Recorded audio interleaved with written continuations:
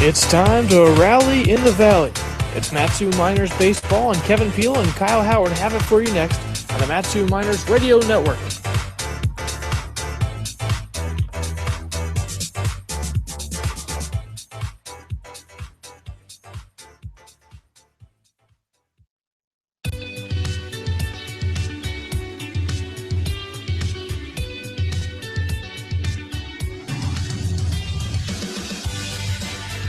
Welcome into the Miners pregame show, brought to you by Napa Auto Parts.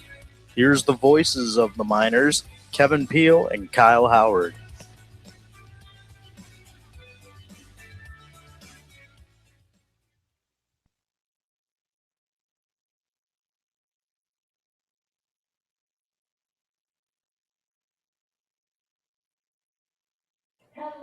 Saturday night was a bit of a gloomy night in Palmer in more than one way for the players and the fans. The Miners wrapped up their season series not quite the way they would have liked, with a 2-1 loss to the Chugiak Eagle River Chinooks in slightly nasty weather conditions.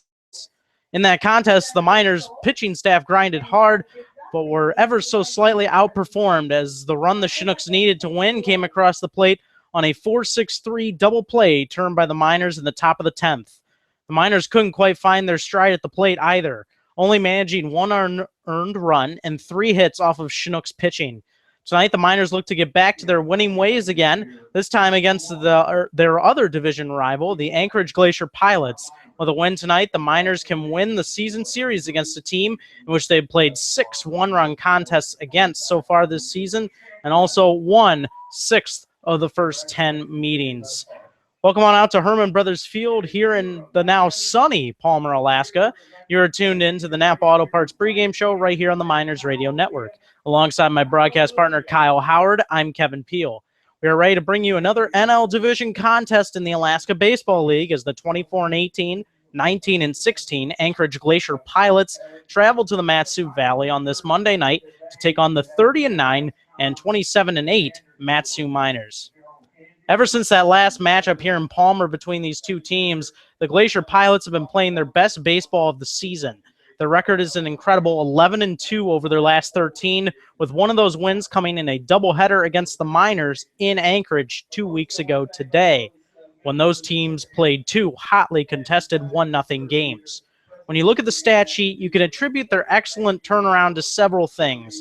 But Kyle, what do you think has been the main key to the Pilots' turnaround late in the season? Well, it's been the continuance of great starting pitching so far. That's what the Pilots have really prided themselves on. So it's really kept them in the game against the Miners this year as well.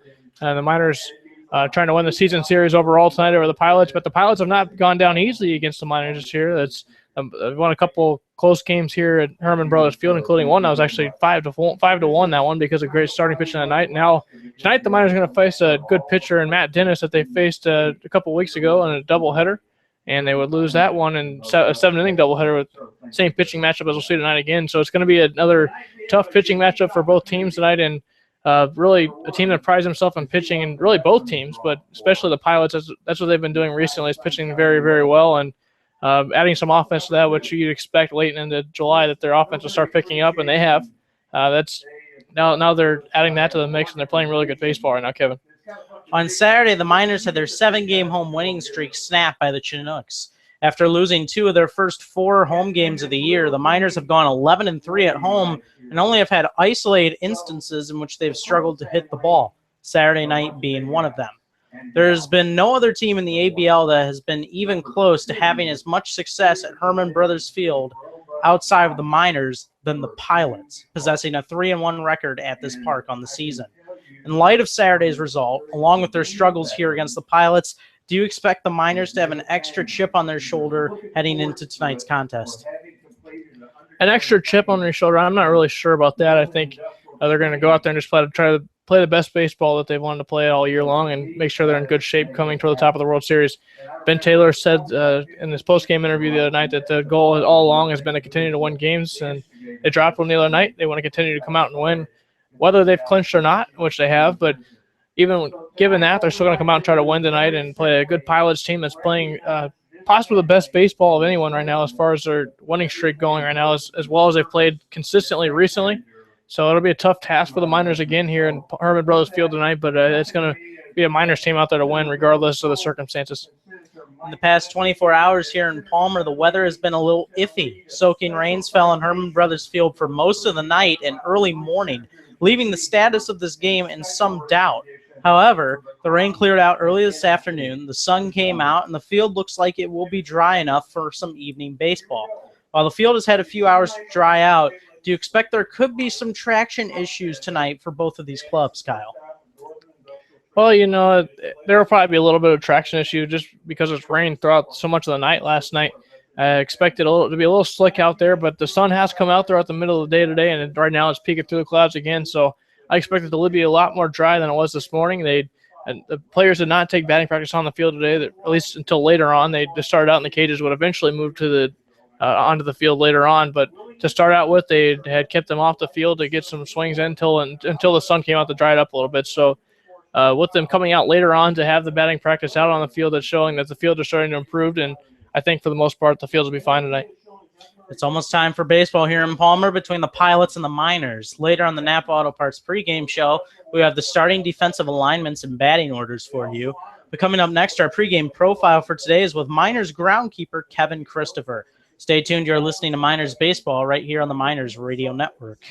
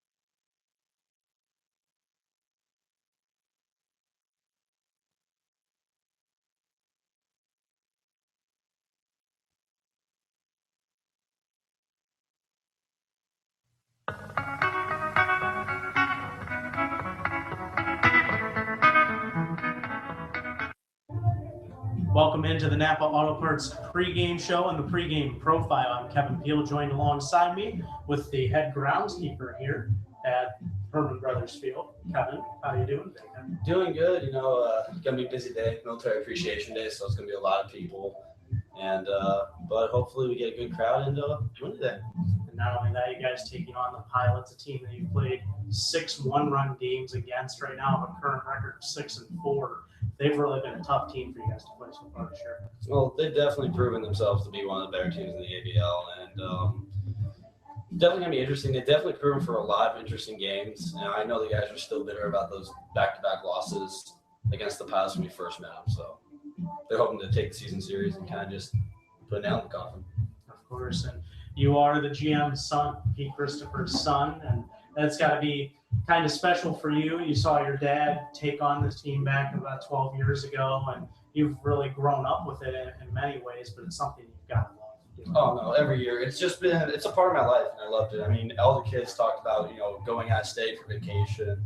This is my own little vacation. I mean, I wouldn't trade all my sons up here for the world, because it was from when I was about 7 or 8 till now I'm 20, and it shaped me a lot. I mean, there's a lot of stuff that's happened over the years that's part of my everyday life, and I mean, it's like getting 25 big brothers every year. Now it's going to be little brothers, so it's a kind of a transition for me.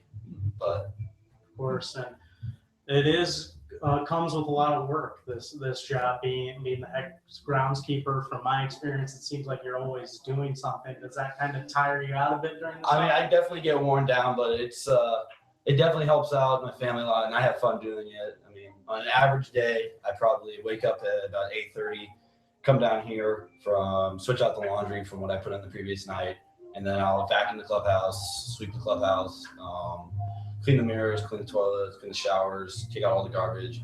And then depending on the day, I'll either have to mow the outfield, or mow along the foul lines, weed whack the foul lines, spray the foul lines, and then wait for Sean Winston after he mows to spray the infield lines.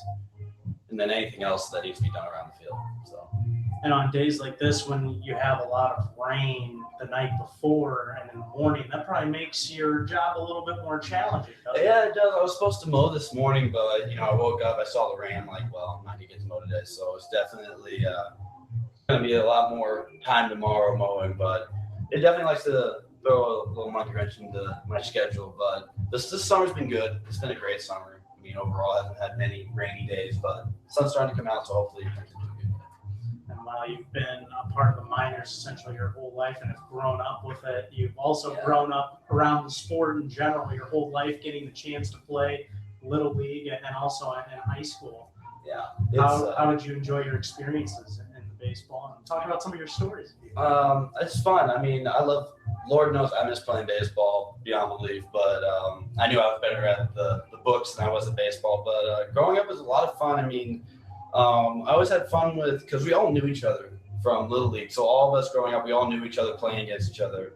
And we always used to do fun stuff. Like when I was younger, I used to be small enough to fit in my catcher's bag. So sometimes we'd plot myself in my catcher's bag and I just get carried around the field. Or high school, going down to Kodiak. I think that was a special experience because we had to fly a couple times to go play.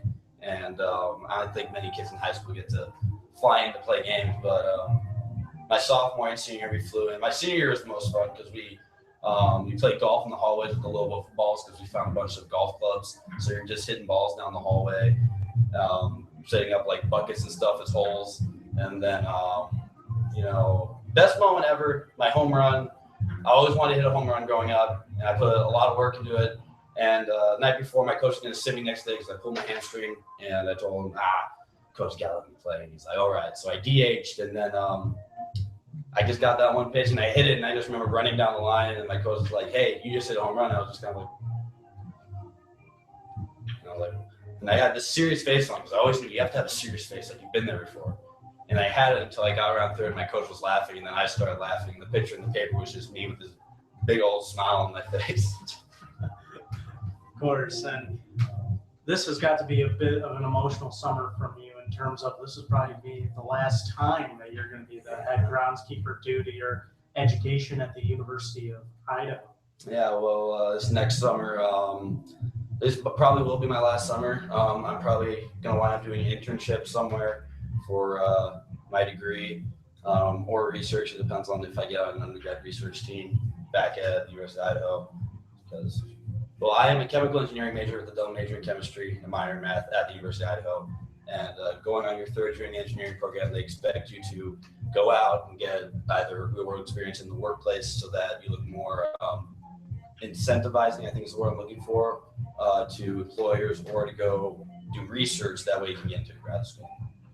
So when you leave, who's your dad going to pass the torch on to? I just hope that there's usually you have one or two guys that really want to work, and I hope that there's that one or two guys that want to take it on and get my dad some knees, or some local kids that want to make some money and mow the field and do the laundry for the summer. But I'm a lot more comfortable leaving with Ben Taylor still here because he's going to be returning next year, going his fourth year. But he's been awesome. Like, he makes my dad's life so much easier, and they love being around each other. And my mind's definitely at ease with Ben being up here. So. Thank you very much, sir, for joining me today. This has been the pregame profile with the head groundskeeper here at Herman Brothers Field, Kevin Christopher. Stay tuned. Pilots and Miners about to set square off here in Palmer. You're listening to Miners Baseball here on the Miners Radio Network.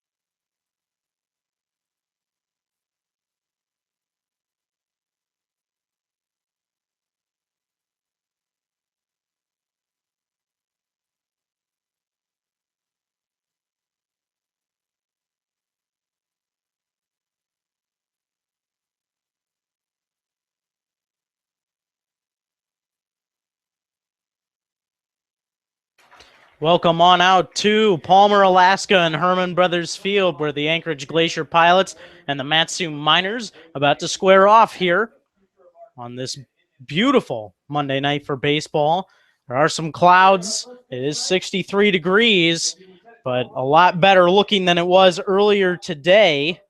It was a very rough start with rain getting going late last night, lasted all throughout the evening, but it has really cleared out. There will be some lingering clouds today for this game, but otherwise looks like we're going to be just fine for a baseball game. Our first pitch tonight will be thrown out by Lieutenant General Russell J. Handy, a very impressive figure that we'll be able to talk about later on in this broadcast, as it is Military Appreciation Day at the ballpark tonight, and also Northern Industrial Training Day. Both teams, as you'll notice, will be wearing their camouflage jerseys. The Miners, they're more gray and black jerseys, and the Pilots wearing a more brown shaded camouflage jersey, both wearing white pants tonight. Well, we'll get you the starting lineups here right now for the Anchorage Glacier Pilots, as they will come out to bat first against starting pitcher Brigham Hill of the Matsu Miners. Batting first and out in center field, Luke Hamblin. Batting second and catching, Justin Novak. Batting third and out in left field will be Jack Anderson. Batting fourth and playing over at first will be Kevin Veers. Batting fifth and at third base, Adalberto Carrillo. Batting sixth and DHing tonight, Joe Wainhouse. Batting seventh and playing short tonight will be Kyle Watson. Batting eighth and out in right field, Eugene Vasquez. Batting ninth and playing second base will be Carson Kreitz. The starting pitcher for the Anchorage Glacier Pilots will be Matt Dennis. In the outfield and infield, the defensive alignments for the Matsu Miners tonight. In left will be Connor Wanhanen. In center field will be Alex Caruso. In right field will be Brick Paskowitz. Batting third, or playing third base, will be Niles Nygaard. At short, Tyler Wolf. At second base, Jake Schleppenbach. And at first base, Tanner Nishioka, with the battery of Brigham Hill and J.J. Hancock. We're almost set for baseball. First pitch coming in a couple minutes after 6 o'clock here tonight, about 6:05. It's Brigham Hill still taking a couple warm-up tosses out there. The umpires for tonight's game, Tim Davis will be behind home plate, and Rob Mays will be the base umpire. We're glad you can join us for this matchup between the Pilots and the Miners. Big game tonight in terms of the Miners trying to win the season series from each and every Alaska Baseball League team. They can do that tonight, currently standing at 6-4 with 3 matchups left between the Miners and Pilots this year, and they hope to wrap it up tonight, Kyle. They will, and there'll be a nice pitching matchup, as you said.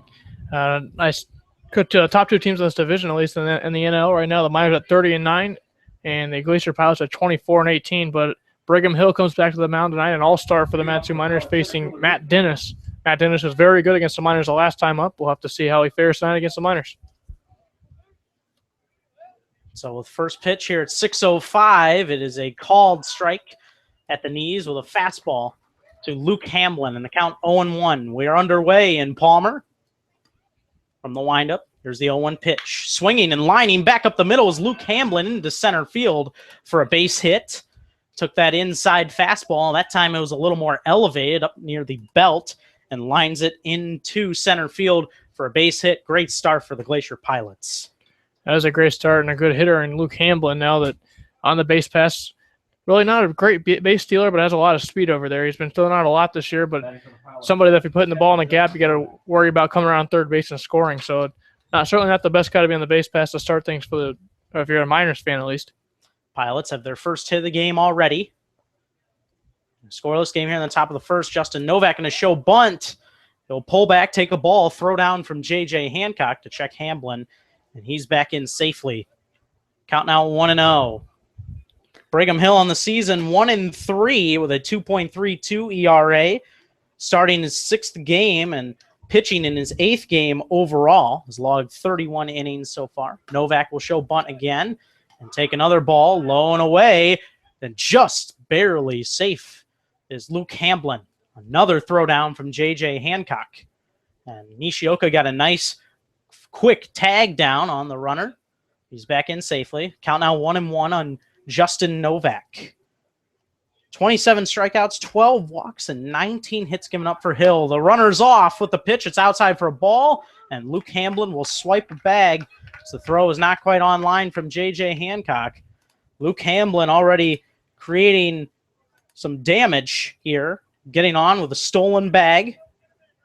That is steal number 15 of the season in 23 attempts.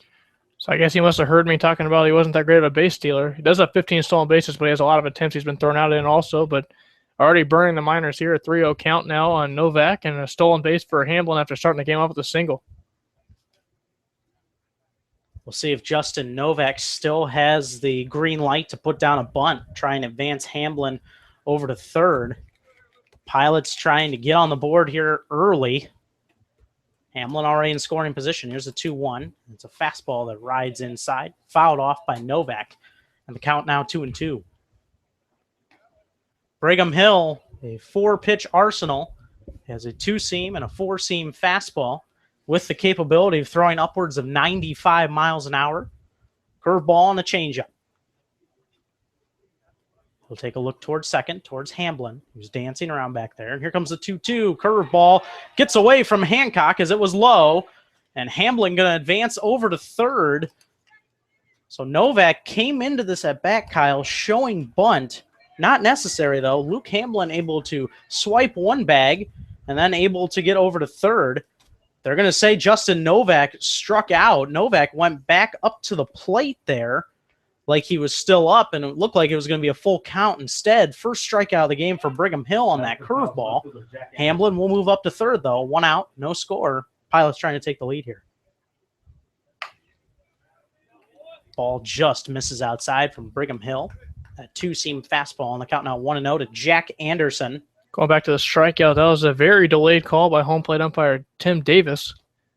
It appeared that it was a ball. He stayed up in the box, and then they called a strikeout after the fact after Hamblin was already on third base. That fastball missed just a little high. Quickly behind the count 2-0 is Brigham Hill. Jack Anderson, 275 hitter coming into this contest. He swings and fouls that one off down that first baseline, foul and out of play. The count now 2-1. Jack Anderson with no home runs and 7 RBIs has the third highest average on this team. Although second, if you look at it, one of the pitchers, Mitch McGarry, has 4 games that he's played in and has batted .286 in those contests. Fastball misses outside from Hill, and the count now 3-1. Outfield and infield playing straight away on Jack Anderson, the left fielder, trying to put the Pilots out in front here. 3-1, swung on and missed. And the count now 3-2. He blew that one by him with a nice fastball. Part of the Pilots' success this year here at this ballpark has been getting out to early leads. Although in that July 8th contest, they got out to the early 2-0 lead. The Miners were able to come back and win 5-4. Full count pitch, swung on and missed. Pulled the string on him with a changeup. Did Brigham Hill. Second strikeout of this contest for the righty out of Texas A&M. And so the inning will be left up to the cleanup hitter, Kevin Veers. Good bounce back by the pitcher of Brigham Hill to get back-to-back strikeouts after allowing the leadoff base hit and a stolen base to Luke Hamblin. Now he's got 2 men out for Kevin Veers. First baseman Kevin Veers. First baseman for this Pilots team steps in with a runner on third. No score here in the top of the first. And he'll take a changeup high and in for a ball, 1-0. Kevin Veers with a .260 average, playing in game number 35 of the season. Brigham Hill ready. Here's the 1-0 pitch. This one lined up the middle. Could be a tough play for Caruso, but he hustles and gets to that ball. It was lined into short left center field to make the catch. That will retire the side here in the top of the first. Luke Hamblin gets all the way to third, but ends up being stranded. We head to the bottom of the first. Still no score here in Herman Brothers Field with the Miners coming up to bat. You're listening to Miners Baseball on the Miners Radio Network.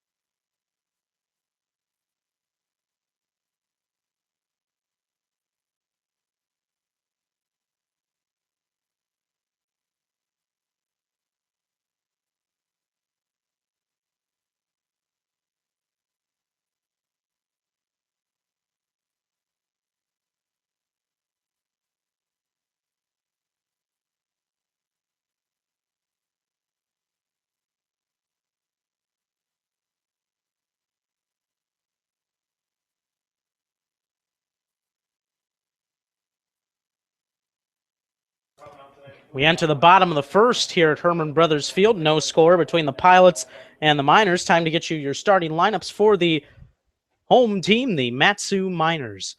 Batting first and out in center field will be Alex Caruso. Batting second and at short, Tyler Wolf. Batting third and out in right field, Brick Paskowitz. Batting fourth and DHing today, Matt Diorio. Batting fifth and over at first base, Tanner Nishioka. Batting sixth and at third, Niles Nygaard. Batting seventh and catching, J.J. Hancock. Batting eighth and out in left field, Connor Wanhanen. And batting ninth and at second base will be Jake Schleppenbach. First pitch, fastball from Matt Dennis for a strike on the inside corner, 0-1 to Caruso. He's ready, and here's the 0-1. It's high for a ball on the count, 1-1. Out in the outfield, Jack Anderson will play out in left, Luke Hamblin in center, and Eugene Vasquez in right. 1-1. His line towards right center field, and it will drop in for a base hit. A solid swing from Alex Caruso. Good start to this inning for the Miners. They, like the Pilots in their top of the first inning, got a leadoff hit from their leadoff hitter. Luke Hamblin was stranded. Miners going to try and get on the board early here. I'll bring up Tyler Wolf with no score and nobody out here in the bottom of the first. Also looking around more of the defensive alignments for the Pilots. Adalberto Carrillo at third, Kyle Watson at short, Carson Kreitz at second, and Kevin Veers at first. Tyler Wolf squares to bunt and fouls it down that first baseline. Count now 0-1 on the Miners shortstop.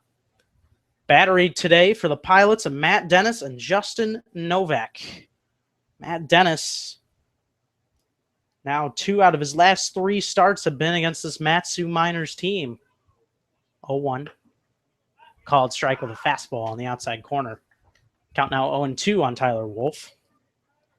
Comes in with a 2-2 record, 2.1 ERA. Pitching in game number 8. This is start number 8 as well for the righty out of Arlington Heights, Illinois.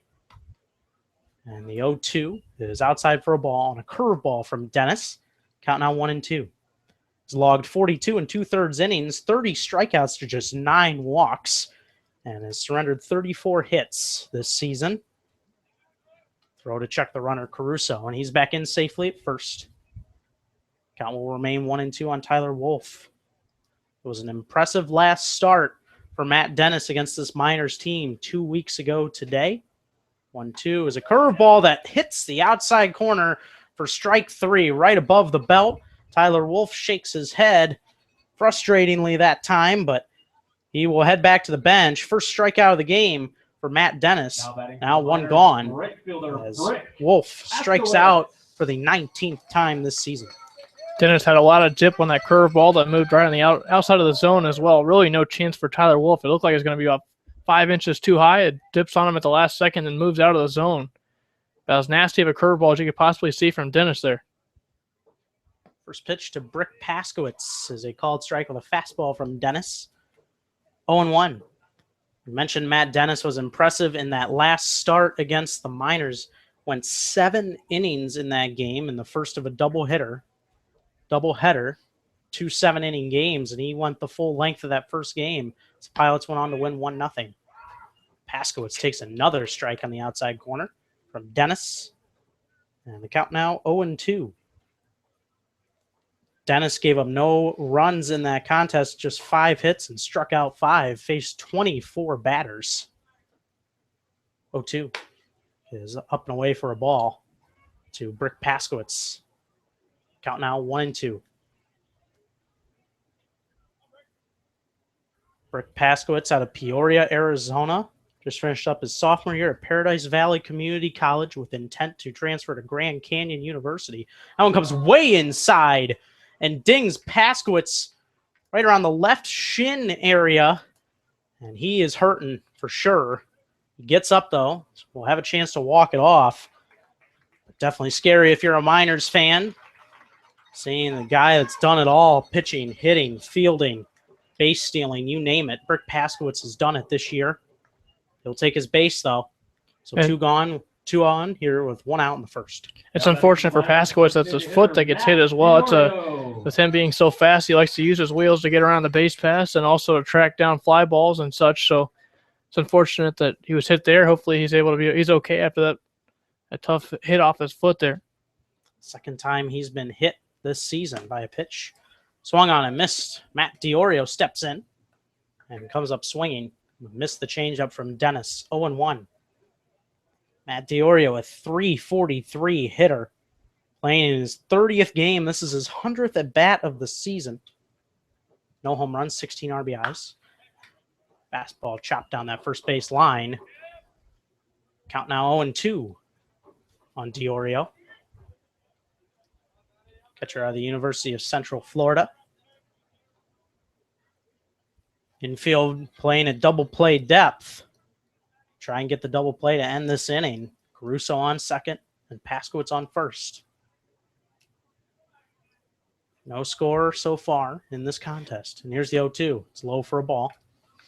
Count now 1-2. Matt Dennis has been good coming out and throwing strikes so far. He's only thrown one ball in each of the 4 batters he's faced.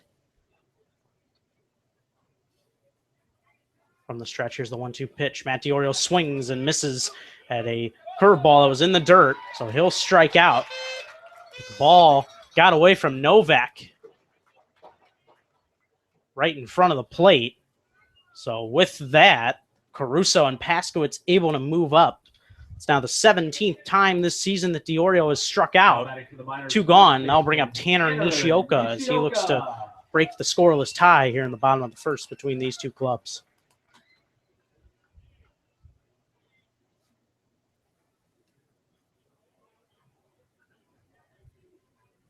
Matt Dennis with the first pitch is a curveball that is high for a ball to Tanner Nishioka. And the count now 1-0. 393 average coming in. Technically best on this team. However, Brick Paskowitz 348 average is the highest in the league. He has the minimum amount of at-bats for that honor. Takes a curveball for a called strike at the knees. Count now 1-1. No homers, 13 RBIs for Tanner Nishioka. He's drawn 5 walks, 6 doubles, which is third on this team. He'll take a ball low. The count now 2-1. Clouds still look threatening over there behind that left field fence. But also had a similar situation earlier on today, and those crowds broke up. And that one will get past Justin Novak on a curveball outside. It'll be a wild pitch for Matt Dennis. And the Miners get on the board. 1-0 on the wild pitch from Matt Dennis. As Alex Caruso comes in to score, Miners have an early 1-0 lead here against the Pilots on a pitch that just got away from the right-handed pitcher, Kyle. It was a little bit out of the zone there. The catcher Novak really couldn't get to it. It was a curveball that dipped out of the zone, bounced off the dirt. Really no chance for Novak, and it allows 2 base runners to advance now, 1 run for the Miners. Sure, that's not exactly how they wanted to score a run, but they'll take it. 3-1, swung on and missed. Big swing from Tanner Nishioka on a fastball that was up and in. The count now 3-2. That wild pitch, Brick Paskowitz was able to move up to third. So if Nishioka is able to reach here via a hit or an error, would most likely score the second run of this game. 3-2, swung on and missed. Again, a slider that time from Matt Dennis. Threw it right past him. And that will retire the side. So third strikeout for Matt Dennis already. Technically strikes out the side, except for Alex Caruso, who was able to single and ultimately score on the wild pitch. We head to the top of the second inning here in Palmer with the Miners ahead, 1-0 over the Pilots. You're listening to Miners Baseball on the Miners Radio Network.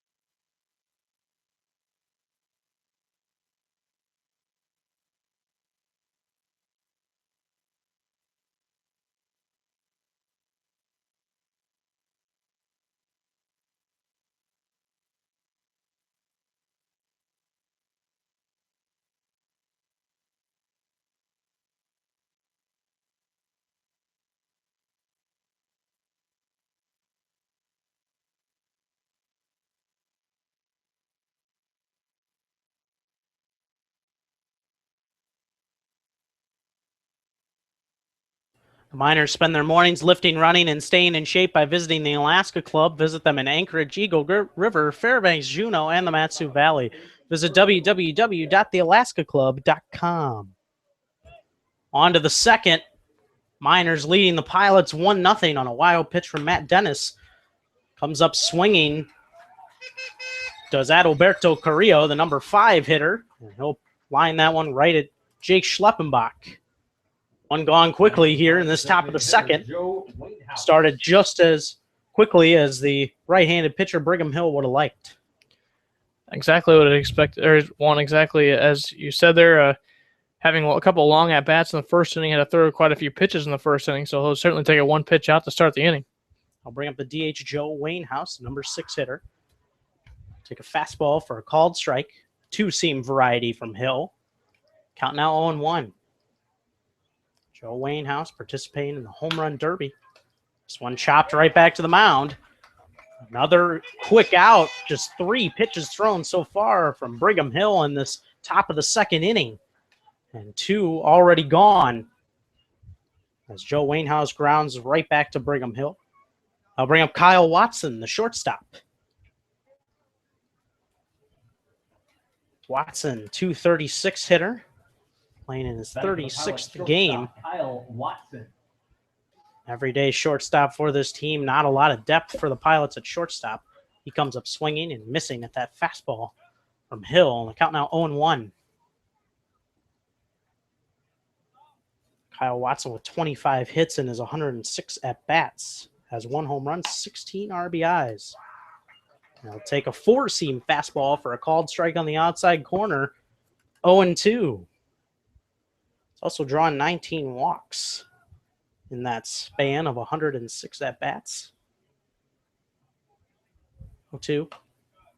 This is high and away for a ball. The count now 1-2.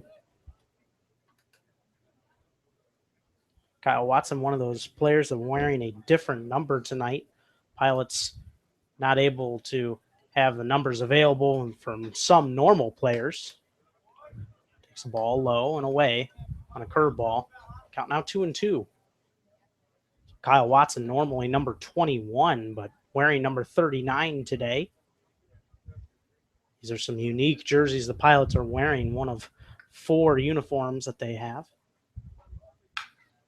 The 2-2 swung on and fouled off down that first base line. Tanner Nishioka hustling and not going to get there as it lands in the stands. Also took an extra look to make sure everyone was okay over there.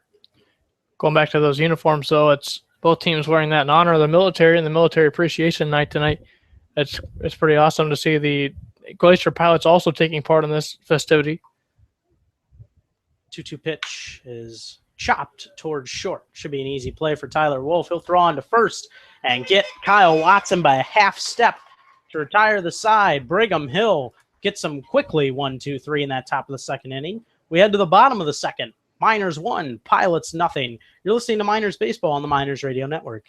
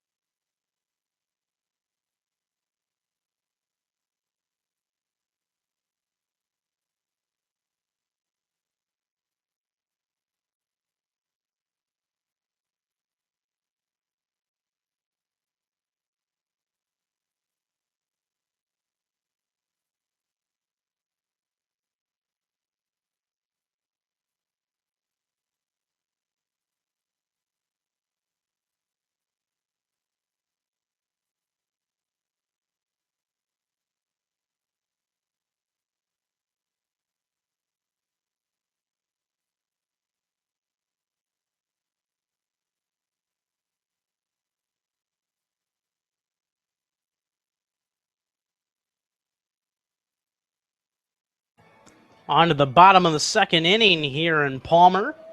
Miners 1, Pilots nothing. Thanks for joining us tonight for Military Appreciation Night at the ballpark. 6, 7, and 8 due up in the order for the Miners. Led off by Niles Nygaard facing the right-handed pitcher Matt Dennis. And the righty Nygaard will step in and take a first pitch fastball low below the knees. 1-0 the count. Nygaard, a 264 hitter. Changeup was low. He checked his swing in time, says the base umpire, Rob Mays. The count now 2-0. Nygaard had yesterday's contest off against the Chinooks, that 2-1 loss. 2-0 is grounded towards third base. Throw on to first from Adalberto Carrillo, and it is in time. One gone here in the bottom of the second. That'll bring up the catcher, J.J. Hancock for the Miners, leading 1-0 here in the second. J.J. Hancock, averaging 197, playing in his 23rd game. First pitch from Dennis is popped down that left field line, coming towards the line and in ever so slightly as the ball crosses into foul ground. Making the catch over there is Jack Anderson. Quickly 2 gone here in this bottom of the second. I'll bring up Connor Wanhanen. Jack Anderson, a very underrated defender out in left field. Saw him a couple of weeks ago run into the wall in Anchorage and actually dive over the ball and make a catch. Covered a lot of ground out there in left field as Jack Anderson.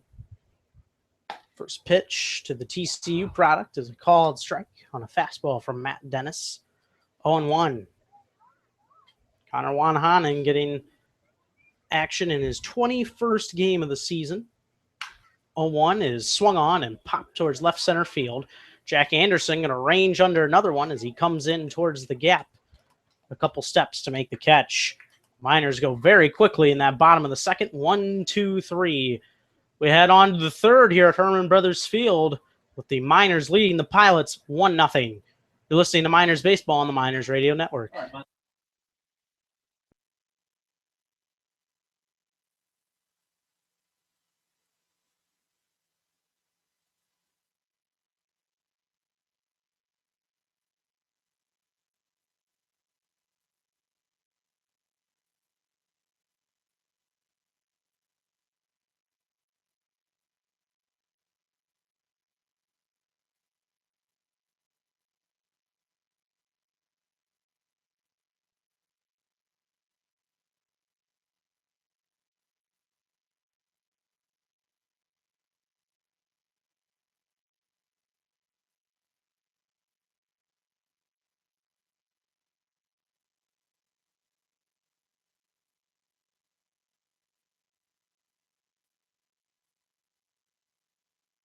Did you know that 9 out of 10 wildfires are caused by human error? The Matsu Miners have joined the movement to spread the public's awareness to these dangerous natural disasters. Wherever your reason for lighting a fire is, always do so responsibly.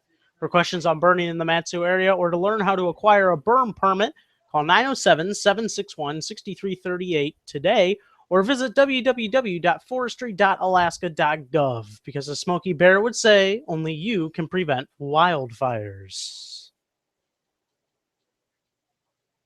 Miners lead 1-0, entering the top of the third inning. Brigham Hill back to the hill to face the 8, 9, and 1 hitters in the order for the Anchorage Glacier Pilots.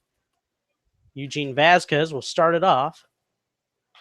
He comes up swinging and fouls the fastball that was right around the knees and on the outside corner. 0-1. Brigham Hill has retired 6 straight since starting this contest off by giving up a base hit to Hamblin. Change up low and away for a ball. Count 1-1 to Vasquez. Here's the 1-1 pitch, and this one swung on and lined hard towards right center field. Coming over and making the diving catch is Brick Paskowitz in the right center field gap. Caruso wasn't going to make it in time, but Brick Paskowitz did. What a play. Web Gem nominee for Brick Paskowitz. And now 1 gone here in the top of the third inning. And that will bring up the number 9 hitter, Carson Kreitz. Batting for the Pilots, second baseman Carson Kreitz. Carson Kreitz in the start at second base tonight. The righty comes up swinging, fouls that one down the third baseline. Just a little tapper. Count now 0-1. Brigham Hill very appreciative of that nice play out in right center field. 0-1 is swung on and tapped towards third. Easy play for Nygaard. He will fire on to first in time, and quickly 2 gone here in the top of the third. The Pilots down by 1 to the Miners. I'll bring up the top of the order. And Luke Hamblin. Luke Hamblin today. 1 for 1 with that single back up the middle to start things off tonight. He was ultimately stranded at third. Was able to steal a bag and advance on a pass ball. And he swung on and missed at that curveball. It was below the knees. Count now 0-1. Hamblin, the first man to reach base and the only man to reach base tonight for the Pilots so far.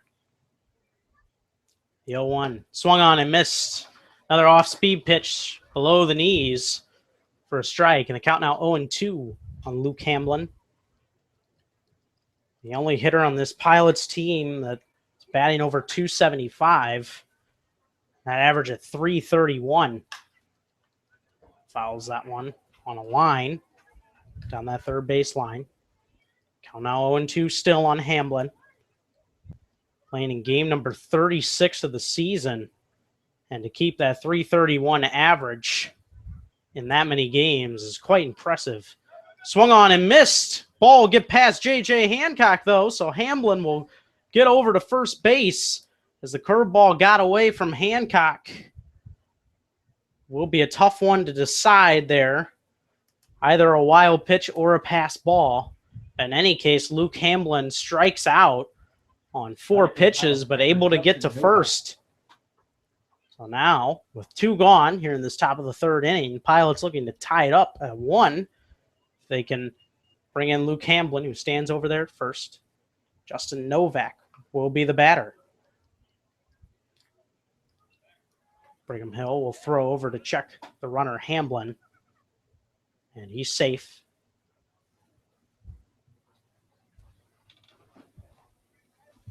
Now 3 strikeouts for Brigham Hill. One of them able to reach. Will be judged a wild pitch. Throw to check Hamblin again. That play a lot closer. He's back in safely. Still no pitch to Justin Novak. Catcher out of the University of Virginia.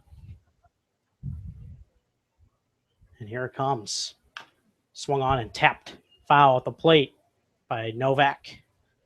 Count 0-1.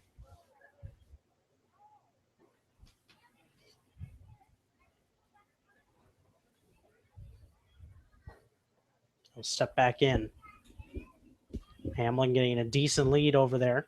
Miners outfield playing just a little bit in. A few steps, but straight away. Throw to check Luke Hamblin again, and the base umpire, Rob Mays, yells out that he was safe. Count still 0-1 here on Novak. No double play depth needed from the middle infield. 2 outs in the inning. Brigham Hill stepping off again. Seems to be very much flustered by Luke Hamblin being on base, and his catcher J.J. Hancock going to have a quick talk with him. Just doesn't maybe look that too comfortable with Hamblin on the bases out there, Kyle. Hamlin's got a lot of speed, so it's understandable that you would not be comfortable with him on the base pass, but still got to realize he has 2 men out here, so one pitch here could get him out of the inning and he wouldn't have to worry about Luke Hamblin. I'm sure that's what J.J. Hancock was telling him as well. Brigham Hill from the stretch, and here's the 0-1 pitch. Hamblin starts to take off, goes back as Novak takes a strike on the outside corner. They'll rule it a ball. Instead, the count now 1-1. Will be 0-2. It is a called strike. As a fastball just nicked the corner. So now Brigham Hill will get ready. And here's the 0-2 pitch. Curveball just misses outside and away to Novak.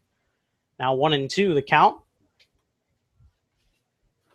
Novak, one of the later arrivals for this Glacier Pilots team this season. Virginia having some success in the Super Regionals. A for the College World Series. Another throw to check the runner from Brigham Hill, and Hamblin back in safely.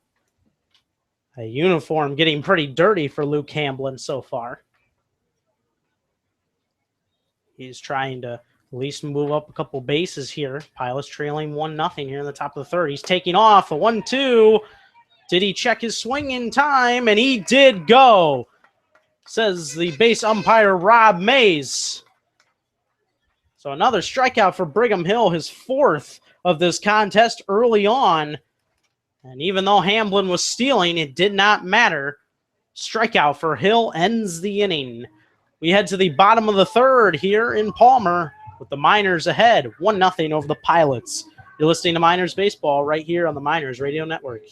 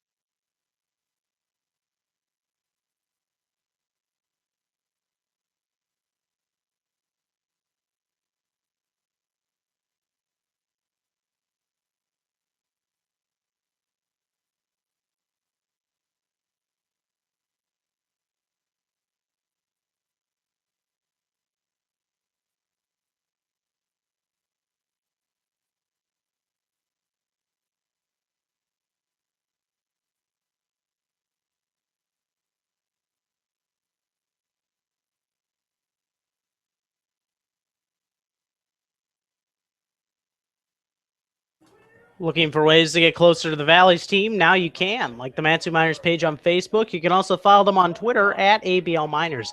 Get more connected with your Miners today. Matt Dennis back to the hill with his team trailing 1-0. Here in the bottom of the third inning. He will face Jake Schleppenbach, Alex Caruso, and Tyler Wolf. Comes up swinging, does Jake Schleppenbach, and line towards center field. Luke Hamblin going back and on a slight diagonal. He's playing towards that left center field gap, the late shift on Schleppenbach. It was a ball that was hit to dead center field. He had to hustle, got there in time, making a nice over-the-shoulder catch. One gone, now in the bottom of the third inning. Caruso. Now I'll bring up Alex Caruso, the top of the order, who was able to single and then score on the wild pitch back in the first. Takes a curveball inside from Matt Dennis. For a ball, 1-0.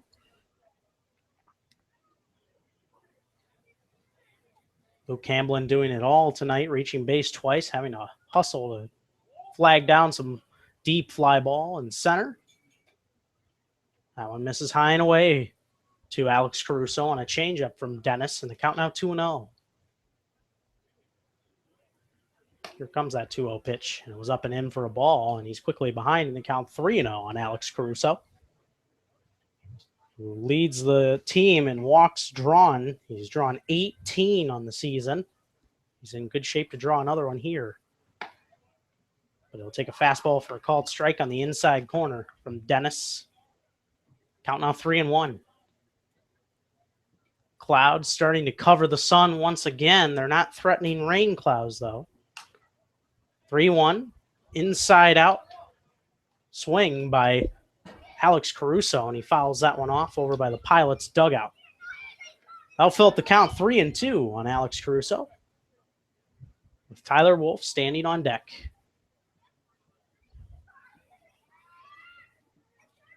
Big area up the middle. Both the shortstop and second base playing more towards the lines.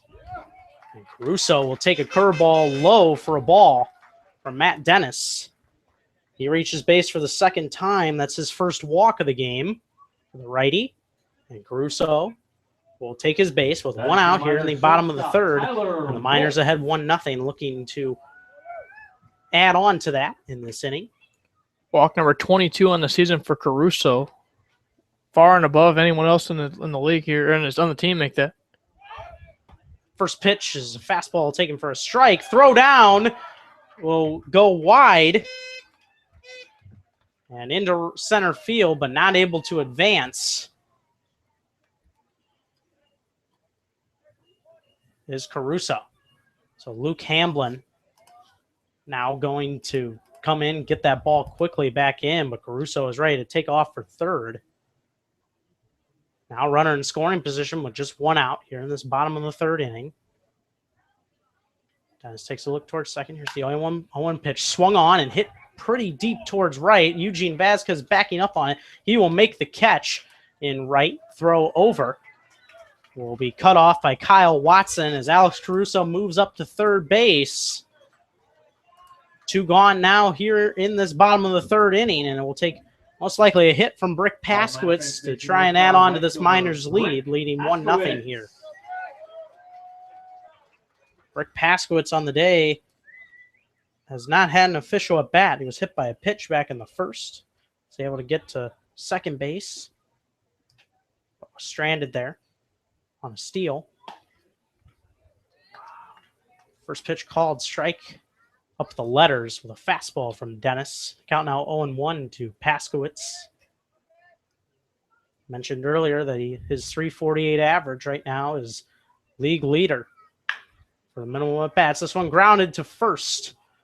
And it'll be an easy play for the first baseman, Kevin Veers, who will step on the bag, and that will retire the side.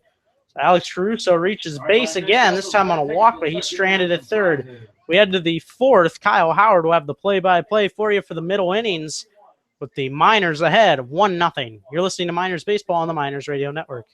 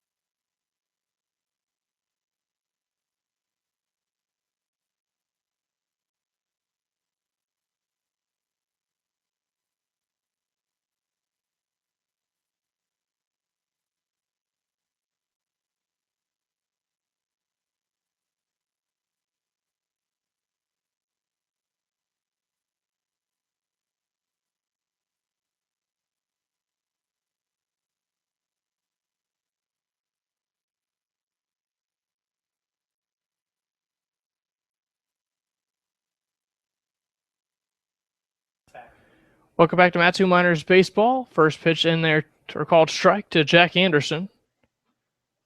Here's the next pitch. It's a fastball, misses again outside.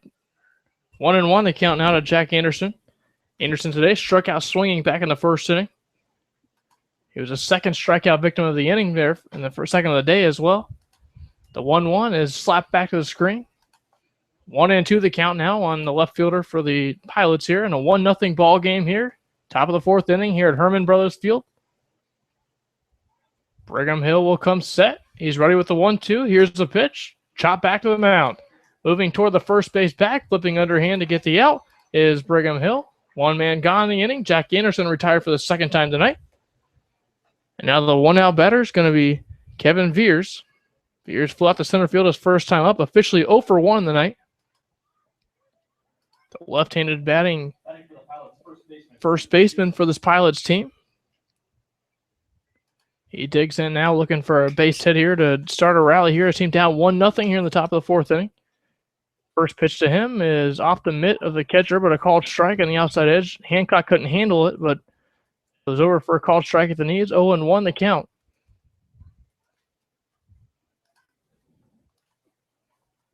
I'm called now by Hancock. He's going to head to the mound to talk to Brigham Hill. Just making sure everybody's on the same page here to start the inning. And the order of this inning is 3, 4, and 5. The first batter, Jack Anderson, retired. He grounded back to the mound. Now as the meeting breaks up here, back to the box now goes the catcher Hancock. Brigham Hill comes set. Ready now with the 0-1. The pitch. Swing and a miss. Got on with the fastball at the knees. Out in front of it, though, was Veers. 0-2 the count to him. Brigham Hill trying to get another strikeout victim here. He has the 0-2, and he's ready with it. Swing and a miss. Down swinging on 3 pitches goes Kevin Veers. 5 strikeouts now for Brigham Hill. He's been cruising so far. Just 1 hit allowed for him as well. So ever since the first inning, when he allowed the first base runner and Luke Hamblin to reach base, he's been in cruise control. The 2-out batter now trying to get a 1-2-3 inning is Brigham Hill. It'll be Alberto Carrillo, the third baseman. Carrillo lined out the second on 1 pitch back in the second inning. First pitch is a curveball that misses inside. 1-0 to Alberto.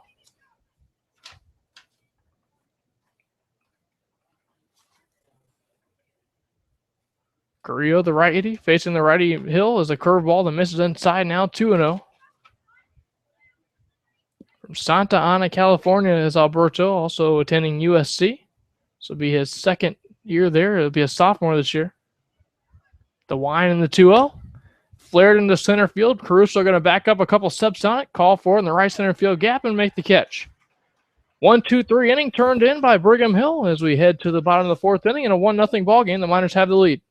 Listen to Matsu Miners Baseball on the Matsu Miners Radio Network.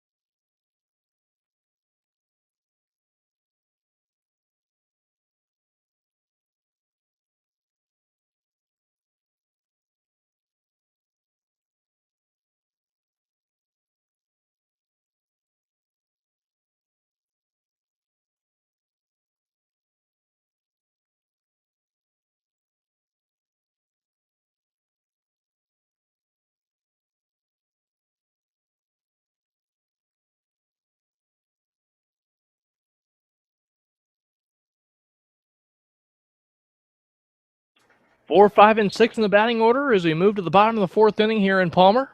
1-0 the Miners lead it. They got their 1 run back in the first inning. That was a wild pitch that would play to Alex Caruso.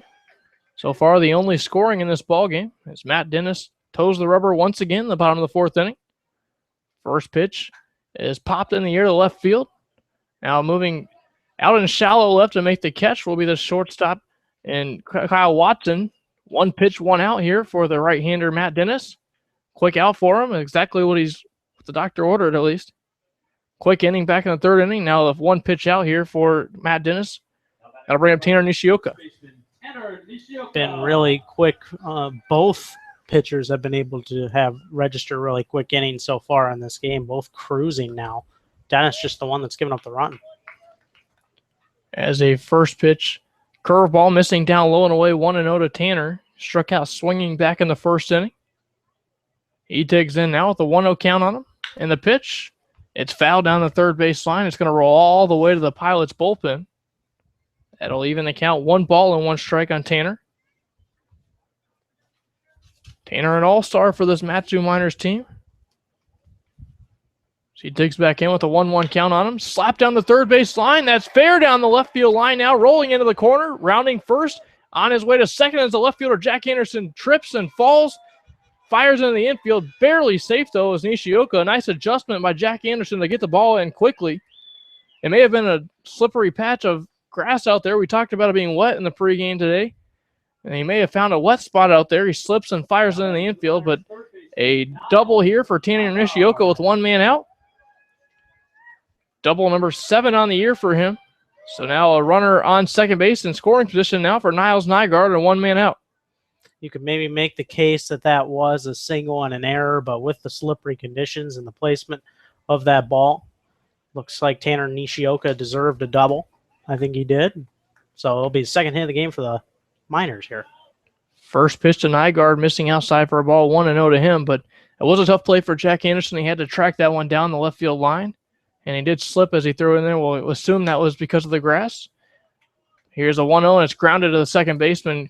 Easy play for Carson Kreitz. He'll go to the first base bag with it. On to third base goes Tanner Nishioka, a runner on third base and 2 men out. But Miners still have a runner in scoring position here with 2 men out. And that'll bring up J.J. Hancock. J.J. on one pitch, flew out to left field, back in a second.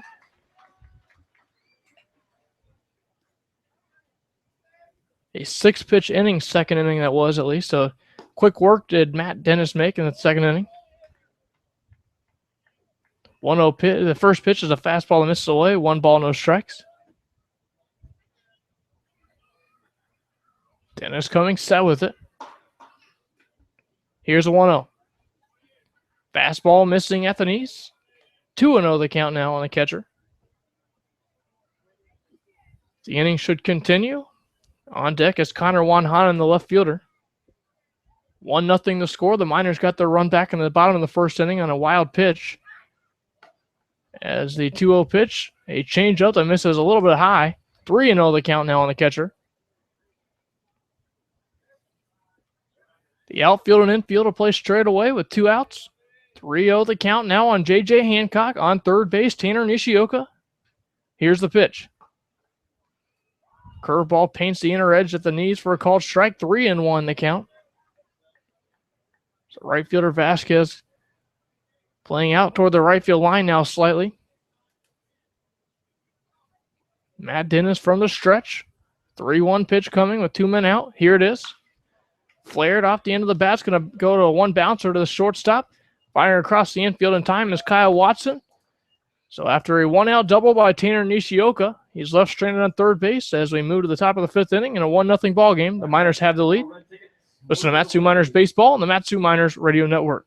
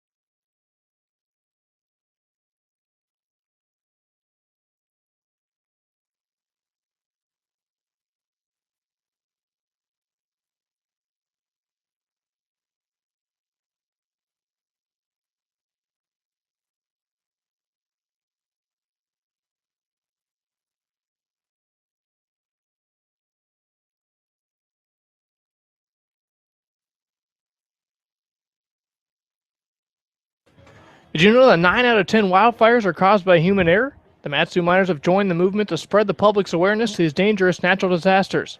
Whatever your reason for lighting a fire is, always do so responsibly. For questions on burning in the Matsu area or to learn how to acquire a burn permit, call 907-761-6338 or visit www.forestry.alaska.gov. Because as Smokey Bear would say, only you can prevent wildfires. Brigham Hill will assume the rubber again as we move on to the top of the 5th inning now. It's a 1-0 Miners lead, getting their 1 run on a wild pitch back in the first inning that allowed Alex Caruso to come around to score. Caruso, 1 of 2 base hits this team has. That first hit was, at least.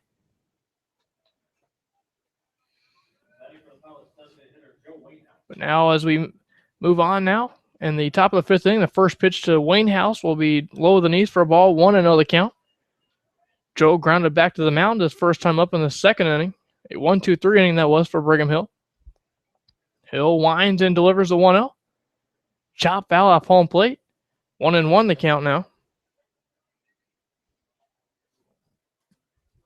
Last inning, or 2 innings ago, make that. It was a 4-out inning for Brigham Hill.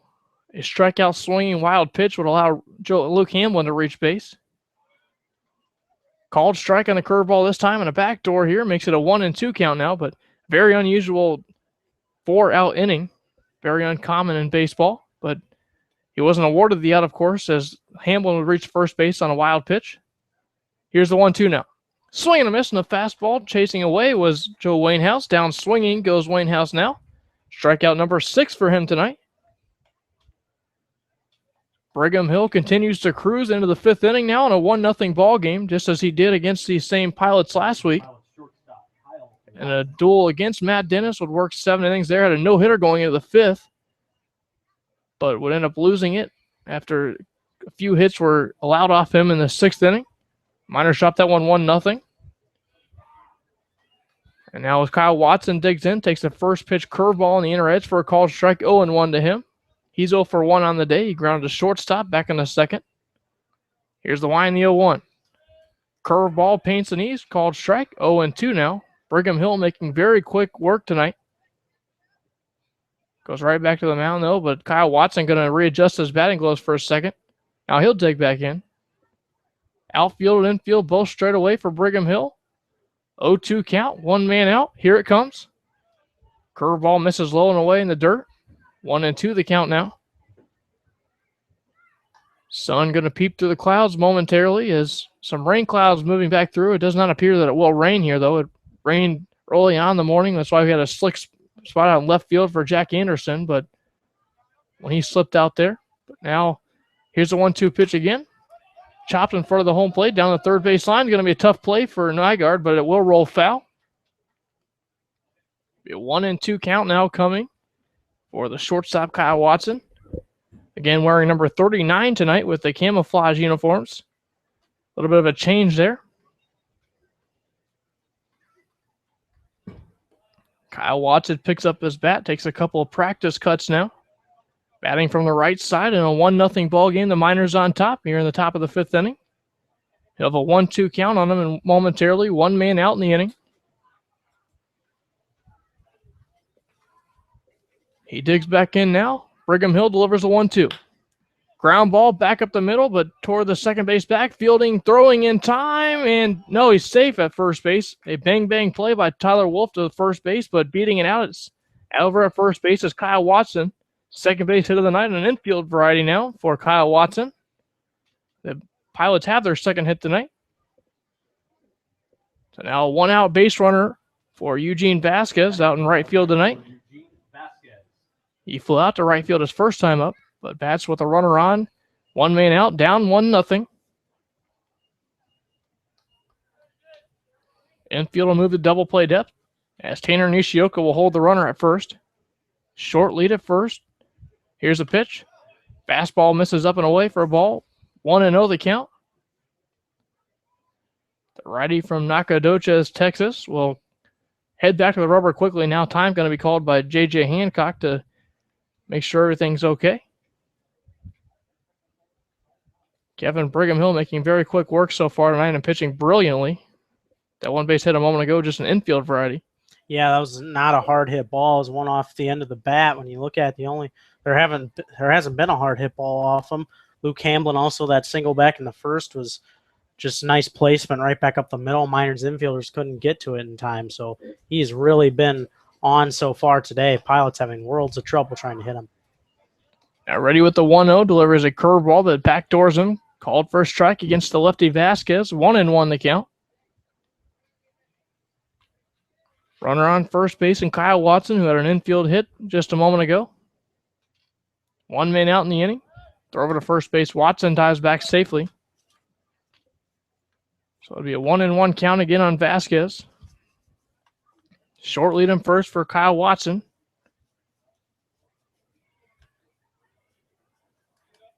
Watson on the year has 12 stolen bases in 17 attempts.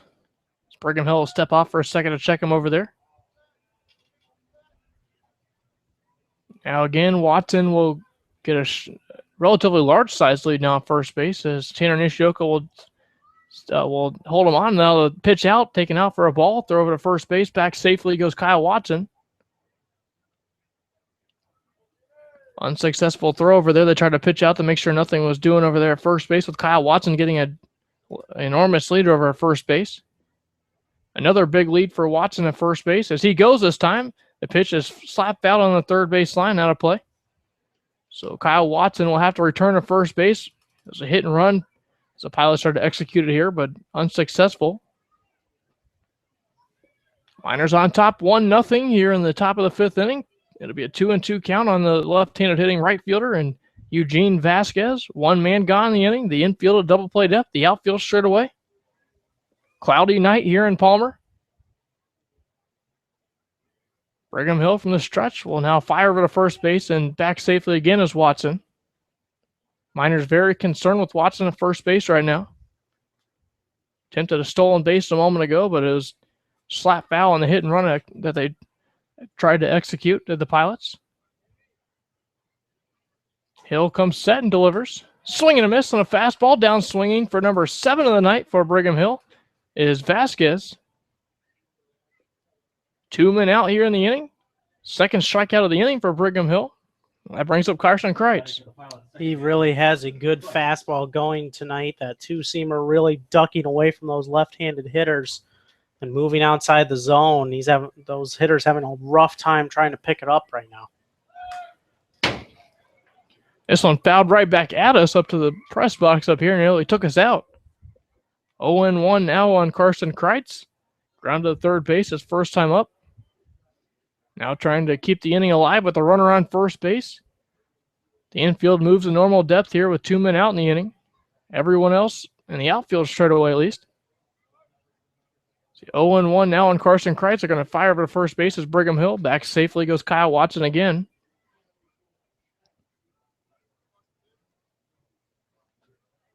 Short lead at first for Watson. Now he's going to get a little bigger lead over there. Hill, the righty, facing the righty Kreitz. Here's the 0-1 as the runner goes.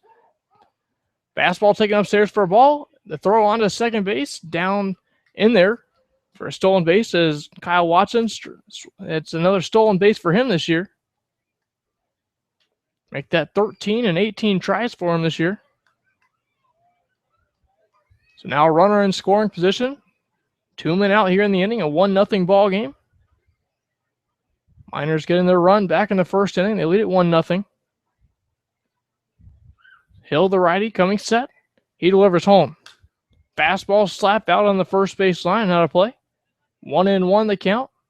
2 men gone here in the inning. Carson Kreitz trying to play to run here with the base hit.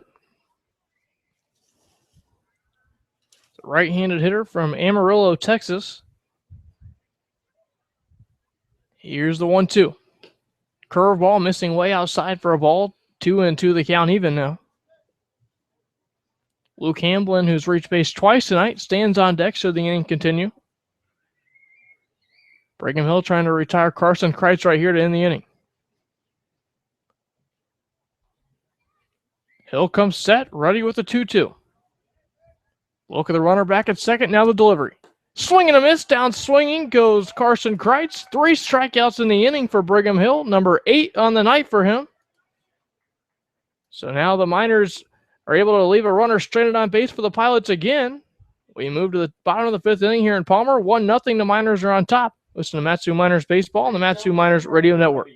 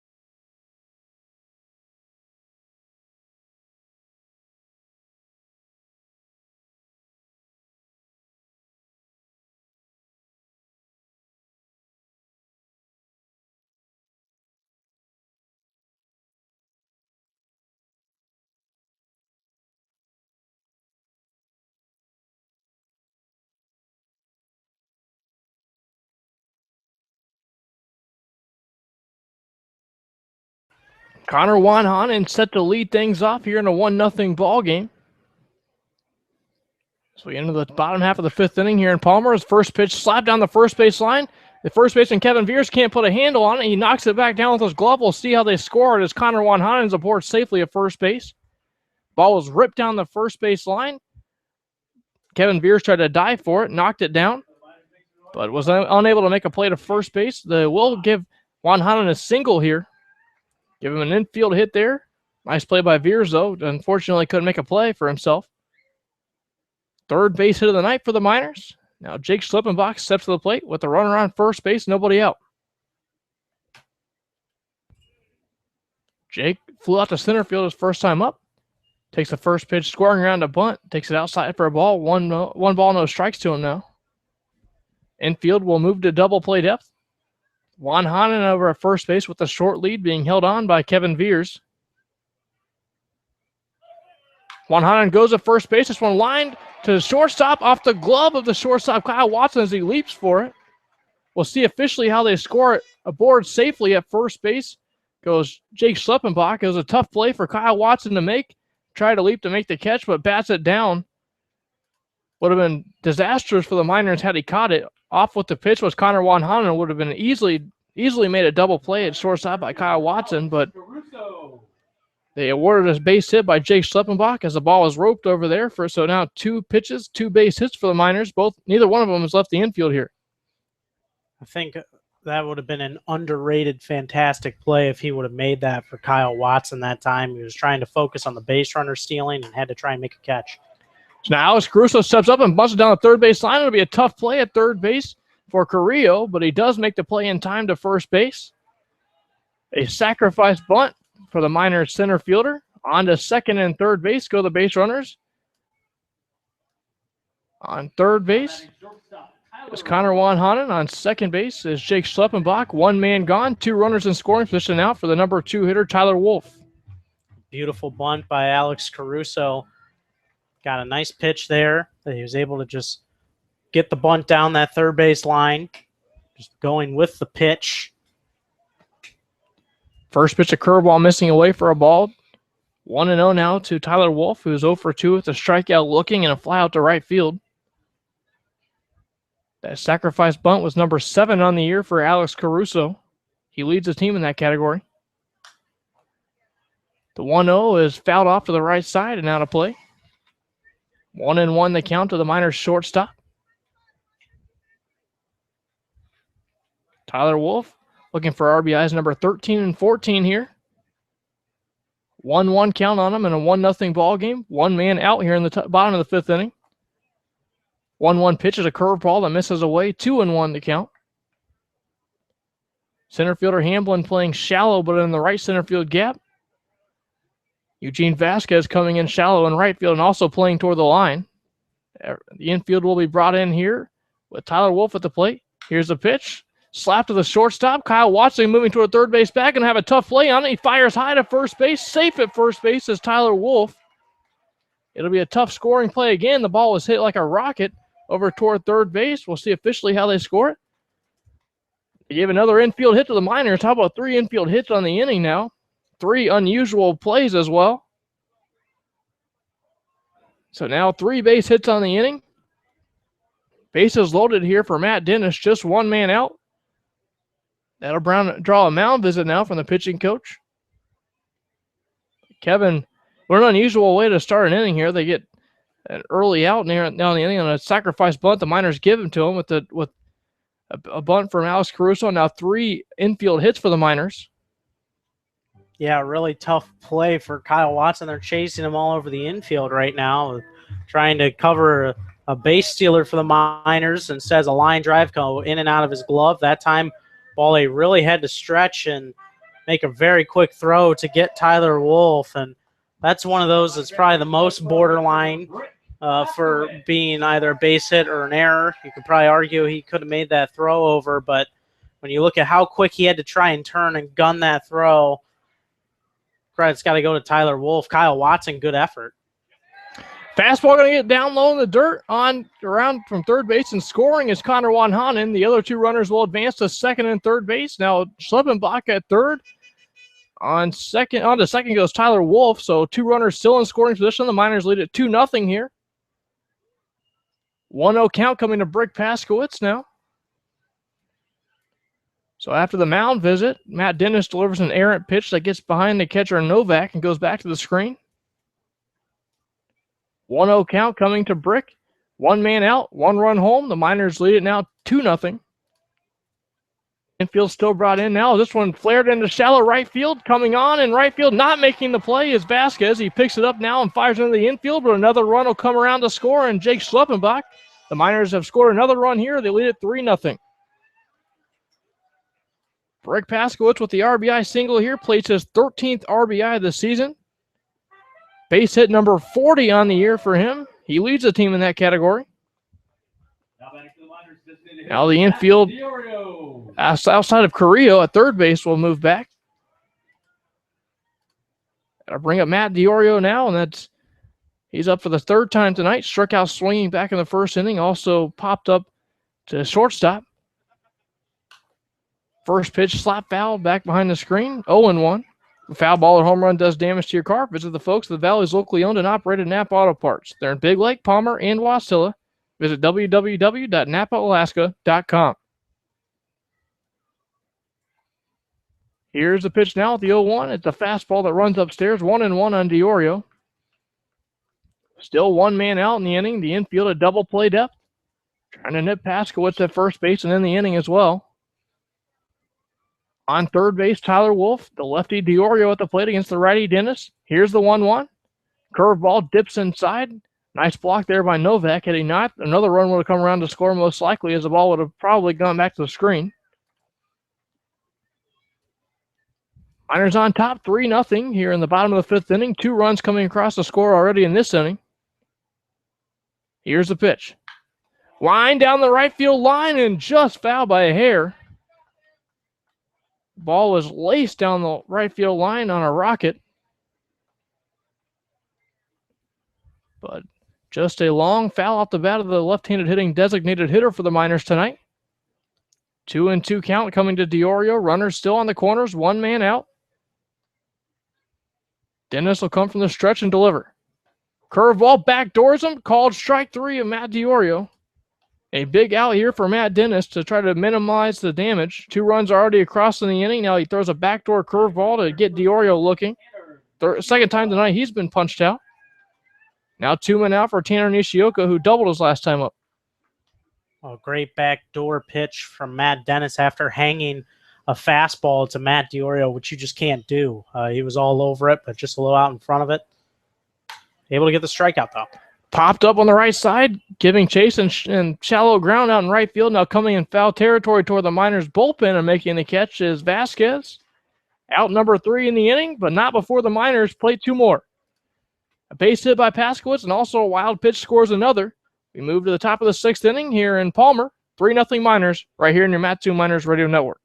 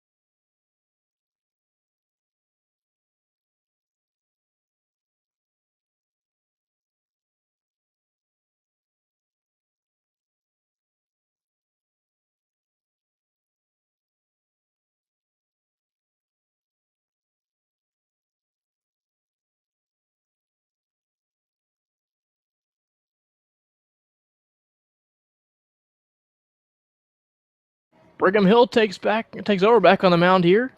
Over the top of the 6th inning here in Palmer. 3-0 the Miners lead it. They get 2 runs in the bottom of the 5th inning to extend their lead. Brigham Hill has been outstanding so far, working 5 innings, facing 18 batters, allowing 2 hits, while throwing a total of 66 pitches here, 48 of them for strikes, 8 strikeouts. It's a season high for him. Has not walked a batter tonight. Brigham Hill has been hitting the zone all night long and in control so far here in Palmer. Leading things off, though, will be the only thrower on his side tonight, and Luke Hamblin has reached base twice. First pitch, a fastball taken upstairs for a ball here, 1-0. Luke singled to start the game back in the first inning, would steal second and reach third to pass ball. Takes a fastball at the knees here, call for a strike, 1-1 the count. He would also strike out swing, and a wild pitch would allow him to reach first base back in the third inning, so he's been on base twice tonight. Here's the Y and the 1-1. Curveball tried to backdoor on him, couldn't get it to go. 2-1 the count now on Luke. A lot of speed does Luke have. 2-1 the count. Curveball backdoors him and just misses inside, though. 3-1 the count. Infield at normal depth. Outfield at normal depth as well. Everyone's straight away here in across the defensive alignment for the Miners. This one slapped to the right side here. Tanner Nishioka tries to field it with his bare hand, but can't. He slaps it back into the dirt. On to first base goes Hamblin. He's reached for the third time tonight. And an error going to be charged on the first baseman, Tanner Nishioka. But aboard safely now is Luke Hamblin. Just can't seem to keep him off the base path tonight, Kevin. Yeah, definitely been a guy that even if he's, not particularly getting a base hit, he's still finding a way to get on. Got on after the wild pitch in that third inning, the only wild pitch of this game for Hamblin, or for Hill, excuse me. And even, just putting the ball in play and reaching on an error. So now with the runner on first base, nobody out, Justin Novak steps to the plate. He struck out swinging twice tonight, 2 of the 8 strikeouts that Brigham Hill has in the evening. So Novak takes the second off to call time and take a couple practice swings. Hill pitching from the stretch again. 3-0 ball game. The Miners have the lead here in the top of the 6th inning. Make that. Here's a pitch. Fastball runs up and in. Misses inside. 1 ball, no strikes. Hill from the stretch. Looks back the runner at first base now. Is digging in. Is the number 2 hitter Justin Novak, the catcher. Here's the 1-0 pitch. Curveball missing away. 2-0 the count now. This inning will also have the Palmer Bar scoreboard for you. Games across the ABL tonight. Lots of action in the ABL tonight as well. Coming set with it now is Brigham Hill from the stretch. He looks the runner back and Hamblin at first base. Here's the pitch. The 2-0 fastball misses inside. 3-0 now the count. Novak ahead in the count. 3 balls, no strikes. Is Hancock on ahead of the mound now. Little mound visit with the infield here. The pitching coach, Matt Greeley, going to come out to check on him as well to make sure everything's okay. Hamblin on first base. Nobody out in a 3-0 count on the catcher for the Pilots. Now with outdoor seating, you can enjoy a refreshing drink and good friends outdoors in the Alaska sunshine. Located in downtown Palmer, the Palmer Bar is a great place to grab a bite to eat and take in the sights. Call 907-745-3041 today. Your ABL scoreboard presented by Palmer Bar tonight. Of course, this one 3-0 in the top of the 6th inning here in Palmer. Out in Chugiak tonight, Oilers 3, Chinooks 1. That's in the bottom of the 4th inning. Out in Anchorage tonight, the Bucks hosting the Gold Painters. The Bucks have a 1-0 lead over the Gold Painters in the top of the 6th inning. Magic number down to 3 for the Bucks. So if the Bucks are able to win, the Oilers lose tonight, that'd be down to 1. And another doubleheader on tonight. So potentially, if the Bucks could sweep the doubleheader and the Oilers would lose, the Bucks would clinch the AL division tonight. Fastball does get the inside edge for a called strike. 3-1 the count. But of course, we talk about that division clincher for the sake of the fact that the Miners would play the winner of that AL division in the top of the World Series next week here in Palmer. The Miners, of course, clinching the overall record as far as that goes, and will host it here. First time that's ever happened. Now a 3-1 count coming on the number 2 hitter, Justin Novak. Short lead at first. And it's a curveball here over for a called strike at the knees. 3-2 the count now. Hamblin will have to retreat back to first base. Infield a double play depth here. 3-2 count coming. Hamblin being held on at first base by Nishioka. A throw over to first base. Hamblin dives back safely. Justin Novak trying to get a base hit to start a rally here. The Miners lead it 3-0. We're at the top of the 6th inning here at Herman Brothers Field. Miners attempting to win the season series tonight. Get their 7th win over the Pilots. Hamblin goes to first base. It's a called strike 3 in the outside edge and a curveball. Sliding in safely at second base with the second stolen base of the night is Hamblin. Hamblin now with 16 stolen bases now in the year. Done a fantastic job in that department. While he has been thrown out 7 times, he's certainly got his fair share of stolen bases. So Jack Anderson will dig in now with 2 men out in the inning as he grounds us one to the third base side. On with it now toward the shortstop, and making the throw is Niles Nygaard for the out. 2 men gone here in the inning.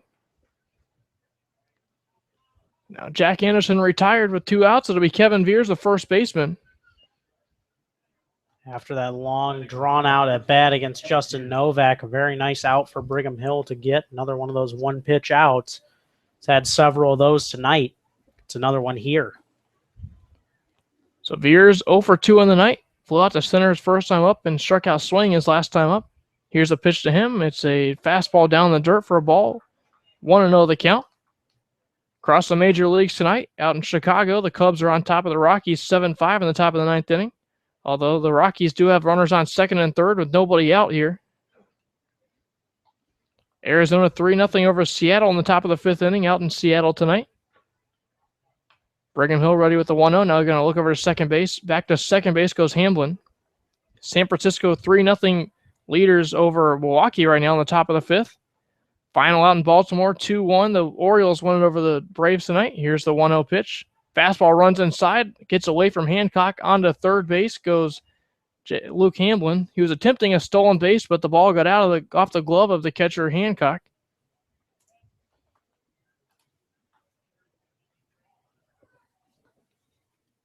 They do officially give him a stolen base, though, on the books. That's stolen base number 17 of the season for him now. 3 of them tonight for Hamblin. He's on creeping around third base on a 2-0 pitch. Here's a 2-0 pitch. That's a fastball away. 3-0 on Kevin Veers now. Kansas City 9-4 winners out in Cleveland tonight. Chicago White Sox 10. Boston Red Sox 8 out at Fenway. Curveball gets the inner edge now. 3-1 the count. Tampa Bay 5, Detroit 2 tonight out in St. Petersburg. Yankees won at 6-2 on the road over the Texas Rangers today. In a final out in St. Louis, the Cardinals beat the Reds 4-1. Fastball in at the knees for a called strike, 3-2. Of course, the Cardinals holding the best record in all of baseball, and they continue to add to that tonight with the win. Kevin Veers now with the payoff pitch coming. 2 men out. Runner on third base in Hamblin. Here's a pitch. Slap to the right side. Tanner Nishioka goes down to one knee, stops in front of him, flips underhand. Brigham Hill covering, got the out there. Nice play by Tanner Nishioka. The ball tailed away from him for a second, knocked the ball down, but flip underhand to Brigham Hill covering at first base to get the out and preserve the scoreless streak. Now 6 innings scoreless for Brigham Hill. We move to the bottom of the 6th inning here in Palmer. The Miners trying to play out on a 3-0 ball game. Listen to Matsu Miners Baseball on the Matsu Miners Radio Network.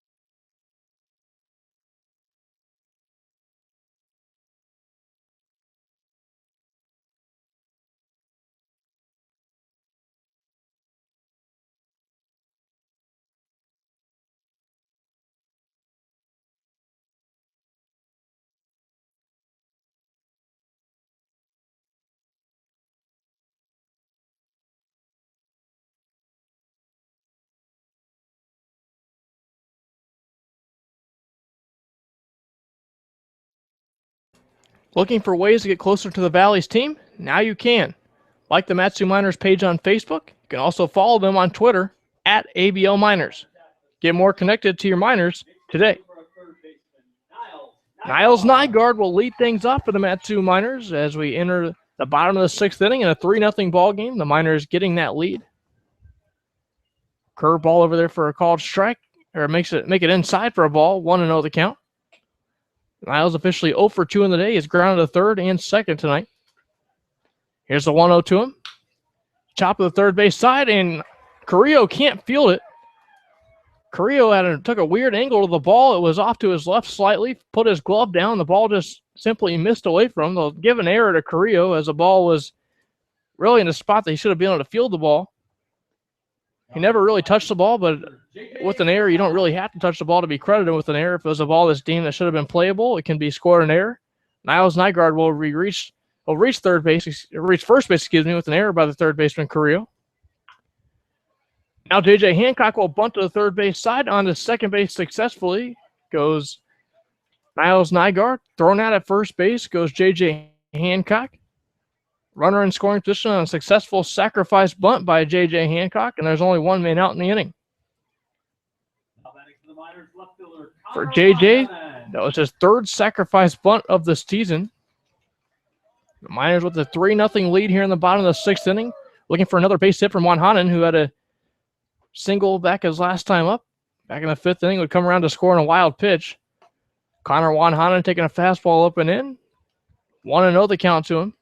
Connor's also flown out to left field his first time up. 1-0 count to the left-handed hitting Juan Hanan. One man out. Runner on second. Here's the pitch. Ground ball to the second baseman Kreitz. Grounded right to him. He does not have to move anywhere for the ball as he fires onto first base and gets the out. But advancing from second to third base is Niles Nygaard on the ground out. With 2 men out, Jake Schleppenbach will bat. He singled his last time up and came around to score. Jake looking for another RBI here to put the Miners out in front even more. On the season, 10 runs batted in for Jake, looking for number 11 here with the base hit. It's the lefty Schleppenbach facing the righty Matt Dennis. Here's the pitch. Fastball paints the knees there. 0-1 the count. Luke Hamblin out in center field playing shallow and in the left center field gap here. Eugene Vasquez playing toward the right field line and shallow, so there's a big gap in the right center field gap right now. It's a fastball missing way upstairs and away. 1-1 the count now on the Miners' second baseman. Jake playing in his 26th game tonight. Here's the 1-1 from Dennis. Flared off the end of the bat, but it's going over the head of Carrillo. Around to score from third base comes Niles Nygaard. An RBI base hit for Jake Schleppenbach, number 11 in the RBI department for him. A 2-out base knock for Schleppenbach puts the Miners in front 4-0. Jake Schleppenbach takes a pitch the other way on a 1-1 fastball.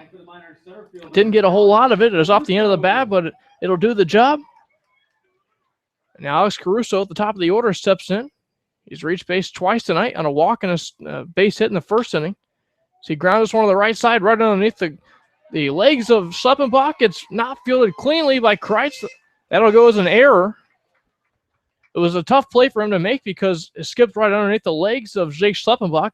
Had the ball hit Schleppenbach's legs, he would have been out right there with Schleppenbach, but Carson Kreitz unable to field it after that. On to first base safely goes the Miners' leadoff hitter, Alex Caruso. So now for the third time he reaches tonight. And now it'll bring up Tyler Wolf. Wolf singled an infield hit his last time up. That was the third baseman Carrillo, or make that Kyle Watson fielding the ball over there. 2 men out now for Tyler Wolf. He hits a deep drive to deep right center field. Backing up on it, trying to make the catch, and not getting to it is the center fielder Luke Hamblin. That'll go all the way to the wall. Rounding third and scoring is Jake Schleppenbach. Now coming around to score is Alex Caruso. A 2 RBI double off the bat of the shortstop, Tyler Wolf. Plates 2 more for the Miners. 3 runs now in the inning. 5 runs in the last 2 innings. The Miners lead it 6-0. So Matt Dennis, who the Miners really struggled to hit 1 week ago, scoring no runs against Matt Dennis, have now scored 6 runs in 5 2/3 innings off him. That was a 7-inning outing for him back in Anchorage. But the tides have turned tonight for the Miners, putting 6 runs tonight. Have a 6-0 lead for Brick Paskowitz and 2 men out and a runner on second base.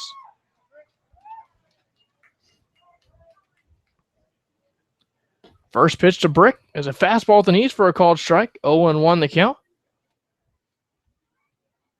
Brick, officially 1 for 2 in the night, was hit by a pitch back in the first, singled with an RBI his last time up, and also grounded at the first baseman. Here's the 0-1 to Brick. Swing and a miss, a curveball that dips low in the dirt on him. 0-2 the count now on Brick. Paskowitz with a team leading 40 runs batted, or 40 base hits, 13 RBIs on the year. Looking for number 14 here with the base hit somewhere. Here's the 0-2 to him. Fastball runs way outside and up. 1-2 the count now on the Miners right fielder. It's his 113th at-bat of the season. Lefty Paskowitz waves his bat around. Dennis comes set. Here's the pitch. Popped off the end of the bat, now to play down the left field line. 1-2 again the count. If a foul ball or home run does damage to your car, visit the folks at the Valley's locally owned and operated Napa Auto Parts. They're in Big Lake, Palmer, and Wasilla. Visit www.napaalaska.com. The outfield and infield straight away, a 1-2 count on Paskowitz. He digs back in from the left-handed batter's box. The pitch. Pop foul back behind the screen again. We'll go 1-2 again. Brick spoiling a lot of 2-strike fastballs.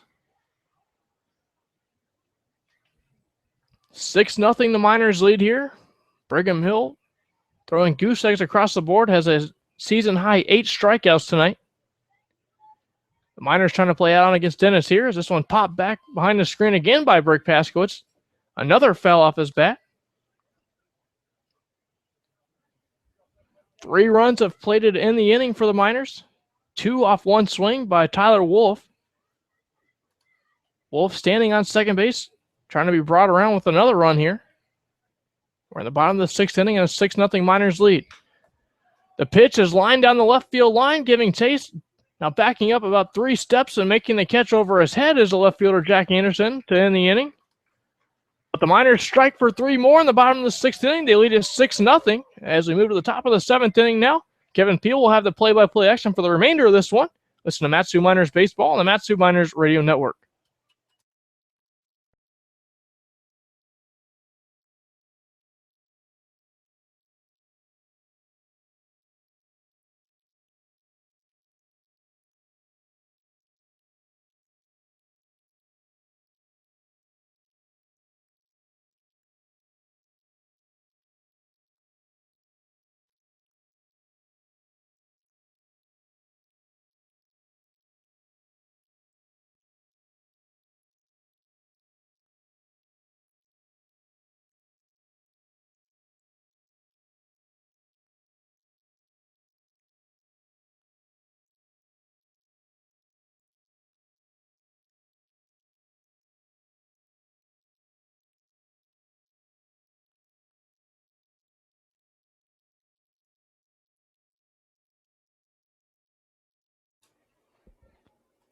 Welcome back to Herman Brothers Field here in Palmer, Alaska. Miners leading 6-0 as we enter the top of the 7th inning. Here on Military Appreciation Day at the ballpark. Glad you could join us. I'm Kevin Peel alongside my partner Kyle Howard. 3 runs coming across in that bottom of the 6th inning, really opening the game up a little bit in the scoring category. Brigham Hill has been money, now up to 84 pitches with 57 of those for strikes. He's only given up 2 hits and faced 22 batters in 6 innings of work. First pitch, checking his swing, but it was a called strike from Brigham Hill. Count now 0-1. Miners going to get that bullpen up and going just in case they need it here. It'll be Trent Thompson warming. Swung on and missed him to chase the curveball. At Alberto Carrillo. Now behind the count 0-2. They get their bullpen working they don't want to burn out their pitchers before the top of the World Series, what this might be. Brigham Hill certainly could go a lot longer than this, but I'm not sure if they're going to let them do that. 0-2 is line towards center. Now Alex Caruso having to back up quickly and just slightly to his left to make that catch in center field. One gone here in the top of the 7th, with the Miners leading 6-0.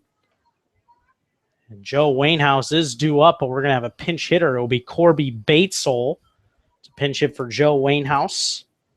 Wainhouse was 0 for 2 with a ground out and a strikeout. Correction, batting for the Pilots. But Corby Batesole hitting 217, playing now in his 25th game of the season. First pitch, called strike with a curveball at the knees. 0-1. Brigham Hill, outside of that error charge to the first baseman Tanner Nishioka, has only given up 2 other base runners this entire game. That one misses for a ball inside. Count 0-2. Gave up an infield single to Kyle Watson back in the 5th, and then that single that led off the game back in the 1st, that has been it. 0-1. Just missed for a ball. And the count now 2-1 on Batesole. No homers, 2 RBIs on the season for Batesole. Also walked 6 times. I'll take a ball. Up 3-1 the count. Batesole out of Clovis, California. Last game he played 2 days ago, that 8-4 win against the Gold Panners. I'll take a called strike on the 3-1 with a fastball. Count now full, 3-2. He had a 3-hit game, actually. 3 hits and 4 at-bats. Struck out once. Was caught stealing, but a good game for him in which he was able to reach base. Another strikeout for Brigham Hill as he swung on and missed through that curveball from the right-handed pitcher. Did Batesole 10 strikeouts now for Brigham Hill as he reaches double digits. He's adding on to that strikeout leading total for this Miners pitching staff. Now 2 gone here in the top of the 7th. Still 6-0 Miners. And the ball up and in on a changeup to Kyle Watson. The count now 1-0. Kyle Watson reaching on an infield single his last time up back in the 5th. 1-0. Called strike with a fastball from Hill. The count now 1-1. Also grounded out to the shortstop back in the 2nd inning. So officially 1 for 2.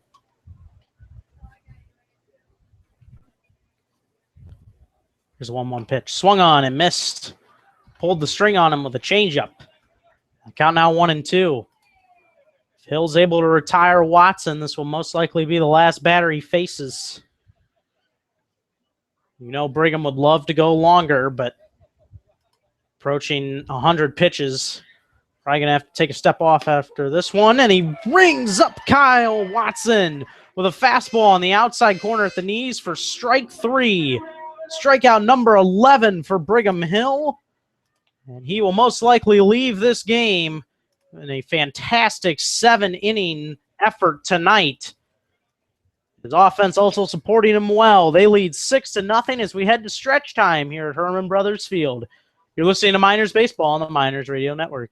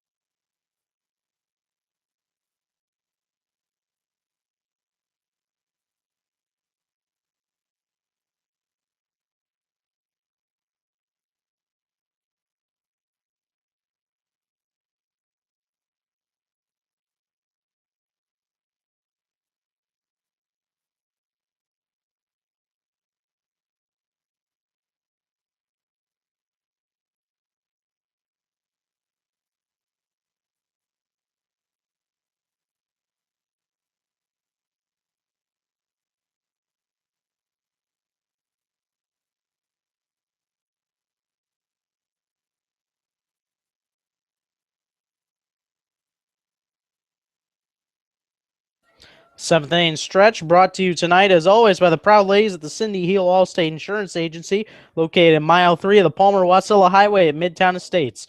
Where you are in good hands, ours. Give us a call or stop in anytime.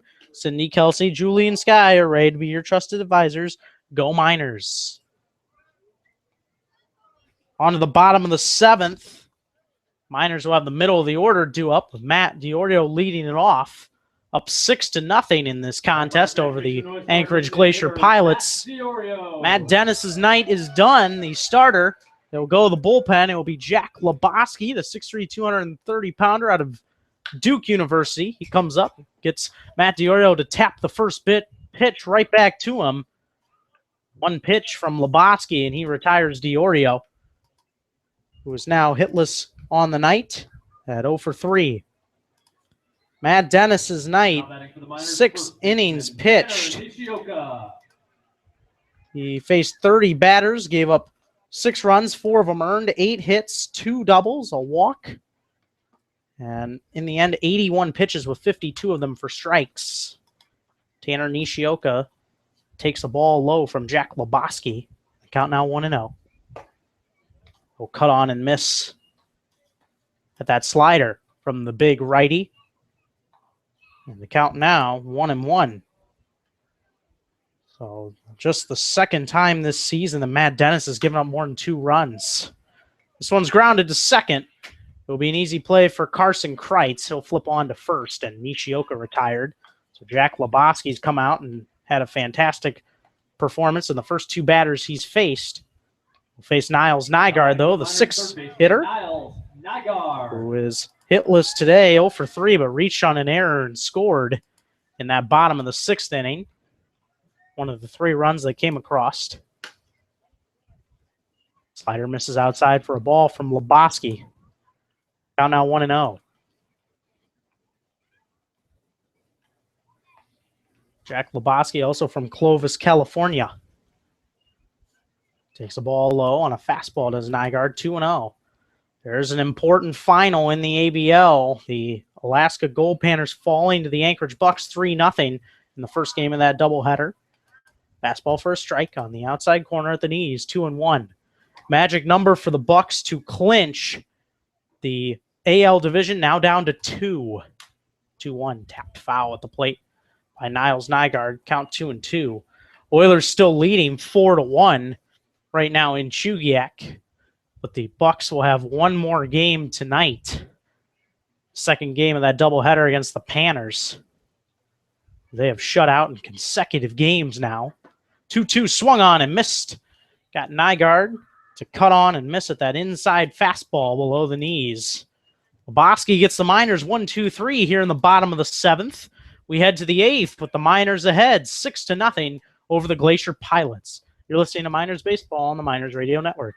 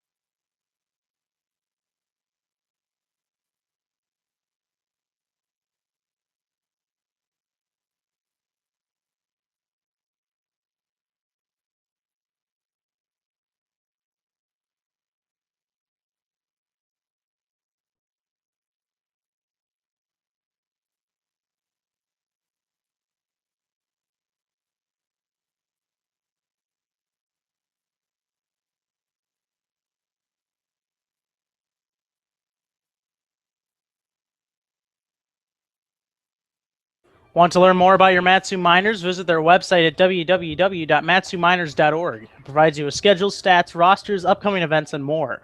MatsuMiners.org, the official website of the Matsu Miners. Brigham Hill's night is done, and it was a great one for the right-handed pitcher. Faced 25 batters in 7 innings pitched, gave up 2 hits, 11 strikeouts, And all in all, 97 pitches, 66 of them for strikes. He exits with a 6-0 lead as we enter the top of the 8th inning here in Palmer. Trent Thompson will be the new pitcher on the hill, relieving Brigham.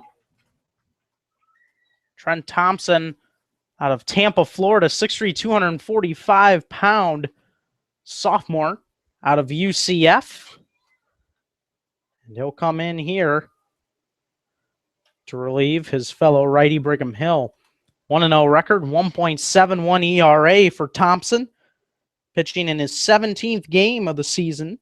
Has 1 save, 21 innings pitched, 20 strikeouts, 5 walks, and has surrendered 17 hits. And he once again comes in a 6-0 game, trying to keep the score right where it's at. Will be a pinch hitter to lead off this this top of the 8th inning. It will be Johnny Loker in place of Eugene Vasquez. Johnny Loker, former Matsu Miner himself, will step in. Righty who's had a bit of a difficult year out of Stanford and Burien, Washington. Take a changeup from Trent Thompson on the inside corner for a strike, 1-0.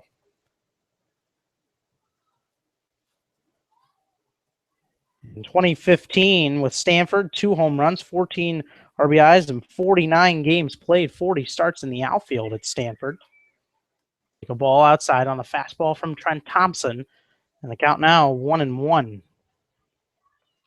Johnny Loker been in and out of the lineup so far this season. In just his 23rd game, cuts on and missed at that changeup from Trent Thompson. The count now 1-2. Batting .200 with 12 hits and 60 at-bats. 1 homer, 5 RBIs. Has walked 10 times. 1-2 pitch. There's a curveball, rung him up. Strike 3. They say that one missed. It looked like it was perfectly on the outside corner. Loker was starting to back away. And Trent Thompson, shocked at the fact that that wasn't strike 3, actually continued looking at home plate instead of catching the return throw from J.J. Hancock. So now the 2-2 is a curveball hit well towards left.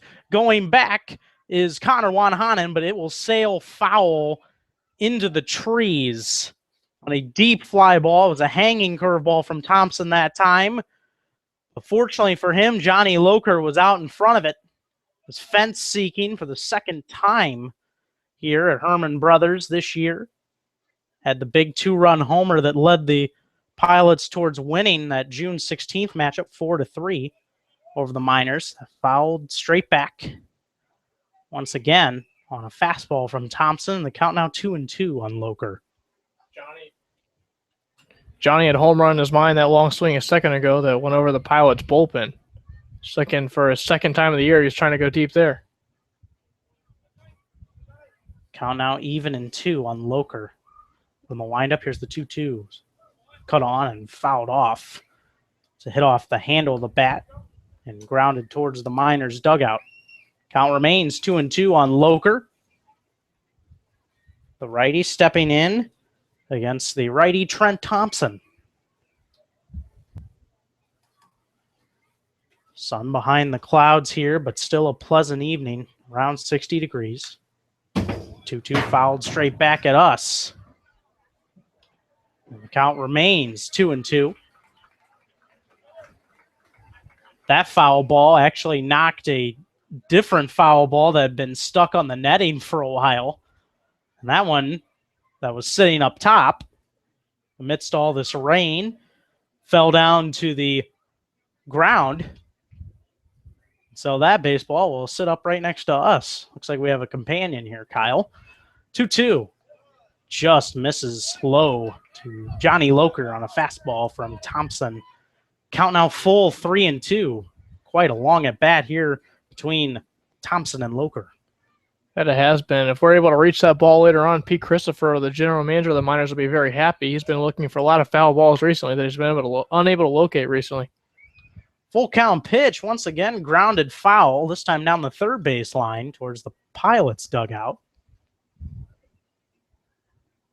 Payoff pitch will once again be coming. This will be the 11th pitch of this at bat to Johnny Loker, who's come on to pinch hit in place of Eugene Vasquez here in the 8th with the Miners ahead 6-0. Fouled off again and on the handle of Loker. Ball boy having to do a lot of work out there to retrieve all these foul balls from Loker. Another payoff pitch will be coming.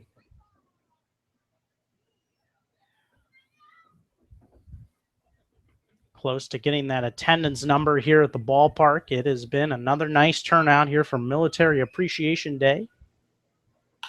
Full count pitch again, tapped foul down that third base line. That time Kyle Watson out of the dugout to make the barehanded snag. Sounding like a broken record here, but we'll have another full count pitch, 3-2. 13th pitch of the at-bat. Pilots trying to cut into this 6-0 deficit they face against the Mat-Su Miners. Miners looking to lock up the season series here tonight, winning that 7th game. This one lined hard towards the left center field gap. That will get down into the gap. Connor Wanhanen will chase it. It will roll all the way to the wall. Johnny Loker will coast into second base with a double. After the long battle of Trent Thompson, it is the former Miner, Johnny Loker, that wins the battle.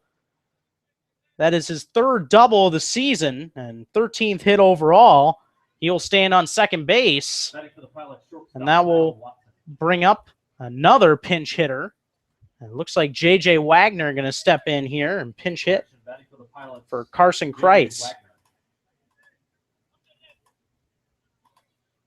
J.J. Wagner, the right-handed hitter. As the Pilots trying to stimulate that offense here, which has been slow today. Out of the University of the Pacific, J.J. Wagner steps in, takes a changeup for a called strike on the outside corner at the knees. 0-1. Wagner, a 185 average, playing in his 30th game now.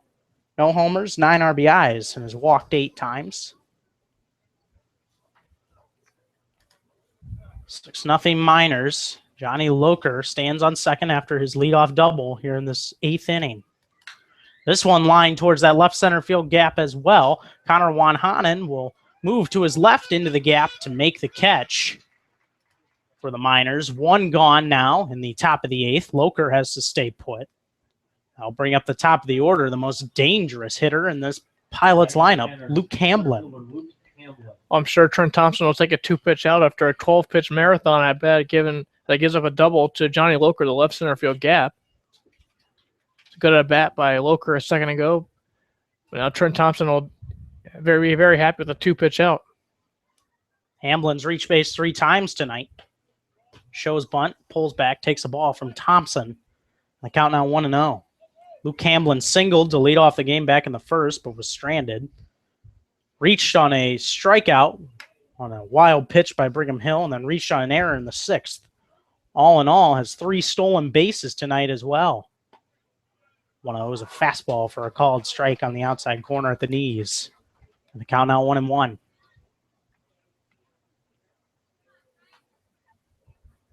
Outfield and infield playing. Hamlin straight away. The Miners up by 6. Curveball grounded right back up the middle towards Thompson. He will stop it, bobble it a little bit, but throw on to first in time for the out. To the new first baseman this inning for the Miners, Hunter Simmons.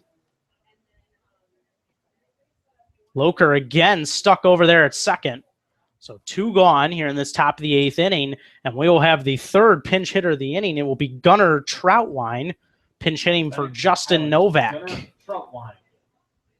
That one's going to sting a little bit probably off the arm of the pitcher Trent Thompson, but it was a big play made by him as he kept Loker at second base. Loker started to go toward third base, but as soon as he made the play, he headed right back to second base, and as Trent Thompson fired to first for the out. Pilots trying to stimulate their offense any way they can. The pinch hitters trying to bring a breath of fresh air. They trail 6-0 here in the top of the 8th, 2 outs. And that first pitch from Thompson is a curveball that is in the dirt and outside for a ball, 1-0. Really a good decision to pinch hit for Justin Novak. He was 0 for 3 with 3 strikeouts in his 3 plate appearances. So Gunnar Troutline going to try and swing here. Fastball popped foul out of play. And the count now 1-1. If a foul ball or home run does damage to your car, visit the folks at the Valley's locally owned and operated Napa Auto Parts. They're in Big Lake, Palmer, and Wasilla. Visit www.napaalaska.com. From the stretch, here's the 1-1 pitch. Grounded back up the middle, could be trouble, but Wolf will get to it. Throw to first in time, spinning. Looked like a ball that was going to get past Wolf and into center field, but he's able to get to it right behind that second base bag and throw on to first in time to retire Troutline and the side here in the 8th. Pilots get a leadoff double from pinch hitter Johnny Loker, but they strand him. We head to the bottom of the 8th. Miners 6, Pilots nothing on Military Appreciation Day here at the ballpark. You're listening to Miners Baseball on the Miners Radio Network.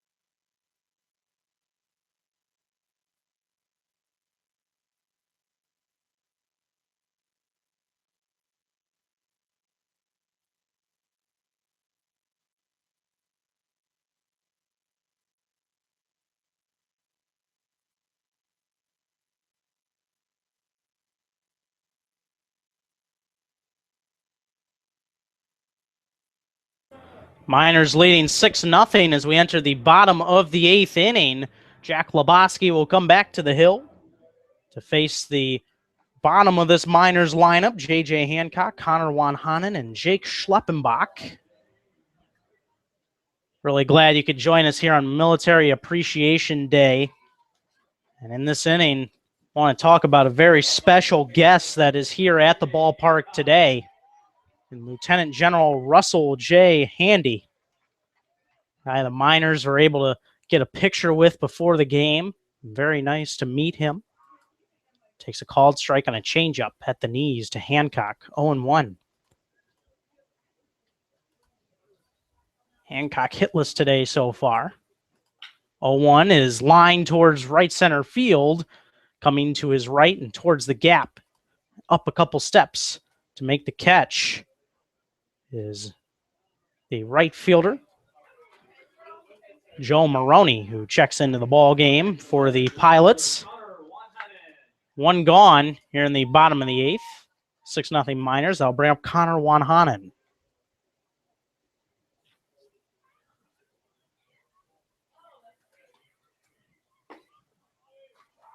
First pitch called strike on the outside corner, and the count now 0-1. Lebowski takes a look towards first, and here's the pitch. Low for a ball. Count now 1-1. That ball fell in front of Joe Maroney as Hancock is standing over there on first base. Nobody out here in this inning. Ball low to Wanhanen. And the count now 2-1. Lieutenant General Russell J. Handy is a commander of the Alaskan Command and 11th Air Force and Alaskan North American Aerospace Defense Region. So Wanhanen rips this ball down the right field line, just foul. Corbin Martin makes a nice snag out there in the Miners bullpen. Count now 2-2. Speaking of the Miners bullpen, there is a pitcher warming up out there. Is Byron Hood. Jack Lebowski going to warm up here. Have a talk with Watson.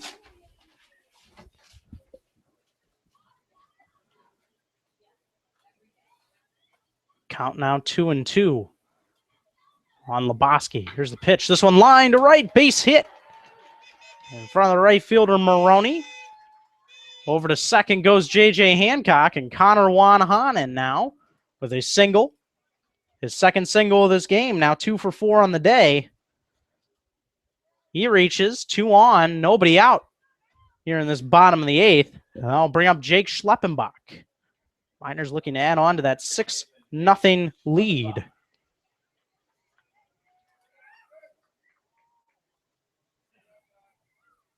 Bosky getting into a bit of a jam for himself now.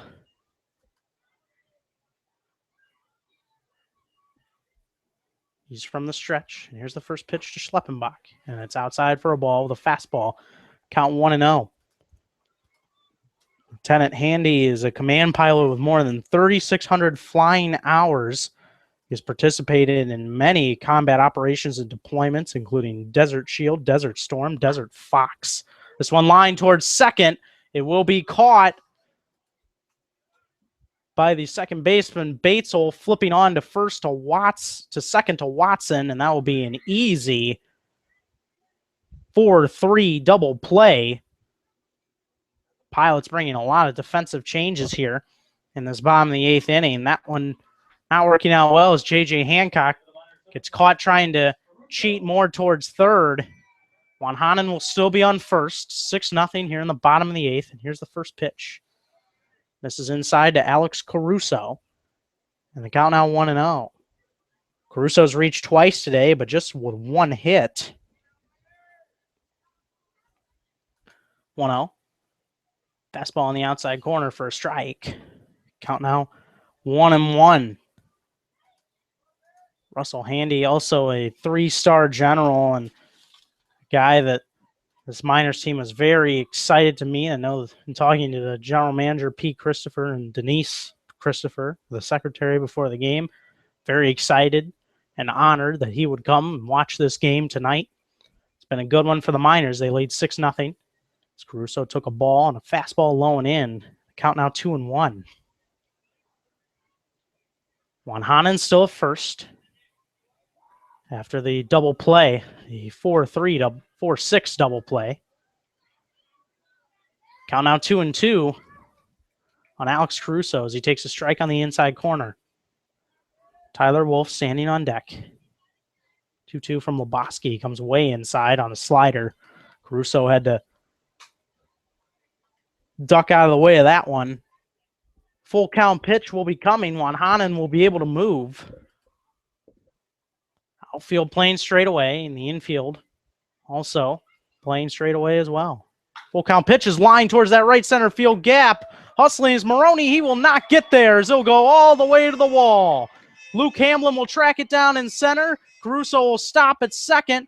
There will be an RBI double as Connor Wanhanen comes in to score on the 10th hit of the game for the Miners. And it's a big one. Now still 2 gone. A 2-out hit makes the score 7-0. I'll bring up Tyler Wolf. Tyler Wolf has a 2-run double of his own back in the 6th inning. He's reached in his last 2 plate appearances after striking out in the 1st and flying out to right and back in the 3rd. Reached on infield single in the 5th as well. First pitch to him jams him in the handle, and he fouls it off down that first baseline on the ground. Count now 0-1. So Alex Caruso picking up an RBI in this bottom of the 8th inning. That's number 19 of the season for him. Approaching that 20 mark. League leader still Stefan Trosclair. He has 24 coming into today.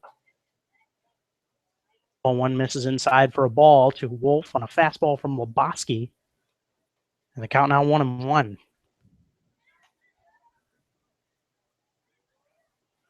5 of the 7 runs off this Pilots pitching staff have been earned tonight. 2 of them not earned. So they've had some struggles in the field.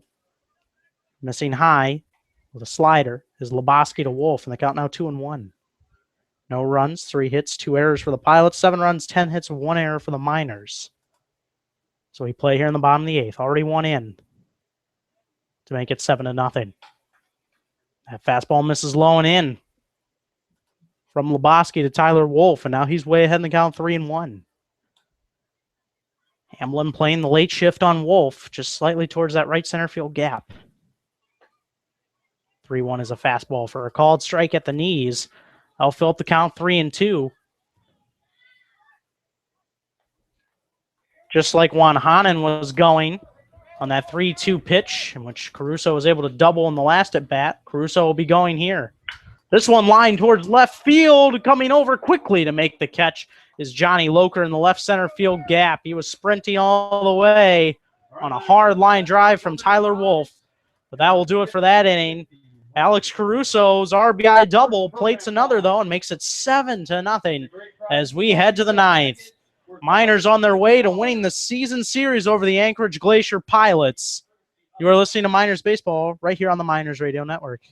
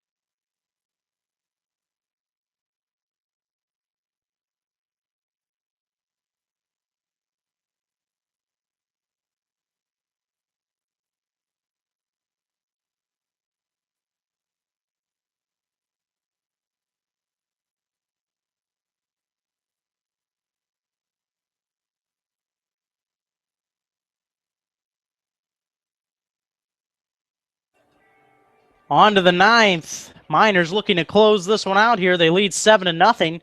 We'll turn to a new pitcher, Byron Hood, coming to the hill. The righty out of the University of Nebraska. And Roca, Nebraska, is hometown, 6'1", 180-pounder. He will pitch in relief of Trent Thompson, who pitched a solid inning in that 8th, giving up just the double to Loker, but then retiring the next 3 he faced. And he'll take a fastball for a strike on the outside corner. Count 0-1. Facing Joe Maroney, who came out to play right field back in that last inning and had some tough times out there. He'll fly this one to center. Backing up to his right ever so slightly is Alex Caruso out in center field to make the catch. Quickly, Byron Hood retires Joe Maroney. That was his first at bat of the night. He is now 0-1. That'll bring up Kevin Veers, first baseman for the Pilots.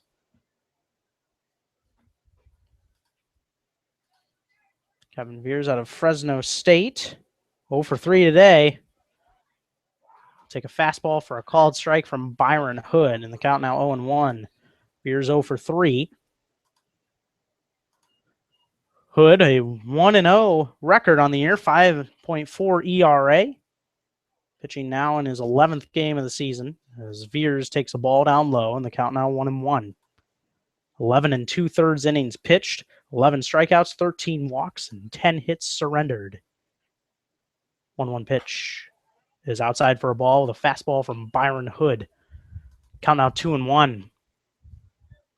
Hood has a 3-pitch arsenal, fastball, curveball, and a changeup, but loves that fastball. Approaches the mid-90s with it, 93 to 94.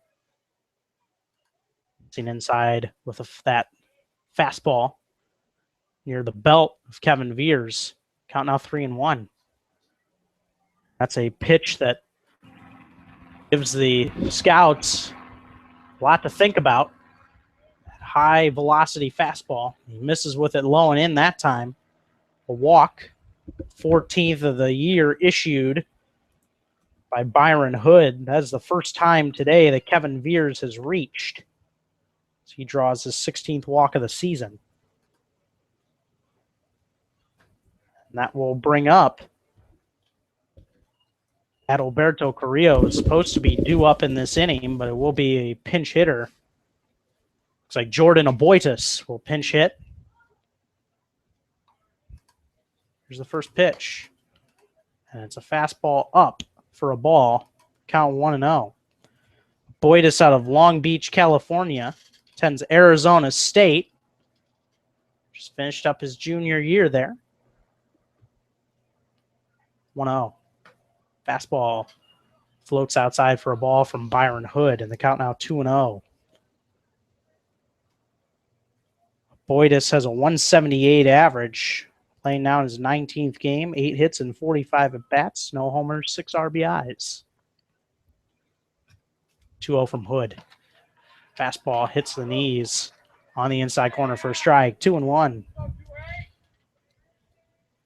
Two-time Pac-12 All-Academic Honorable Mention is Jordan Aboitis, a 5-time Scholar Baller and the 63rd Sun Devil in history to contribute both ways as he pitched and played in multiple positions.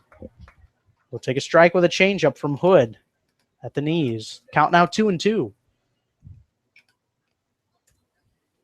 Not only did he do this past year as a junior, but also as a sophomore. Playing both ways, pitching and hitting, fielding. Very multi-talented player and versatile. That one fouled down that first base line towards the Miners' dugout on the fly. Out 2-2 on Jordan Aboitis. Trying to reach and prolong this one. The Pilots trailing 7-0. Kevin Veers reaching on the walk with 1 out here in the top of the 9th. 2-2 pitch. Fastball fouled straight back by Aboitis. Count remains 2-2.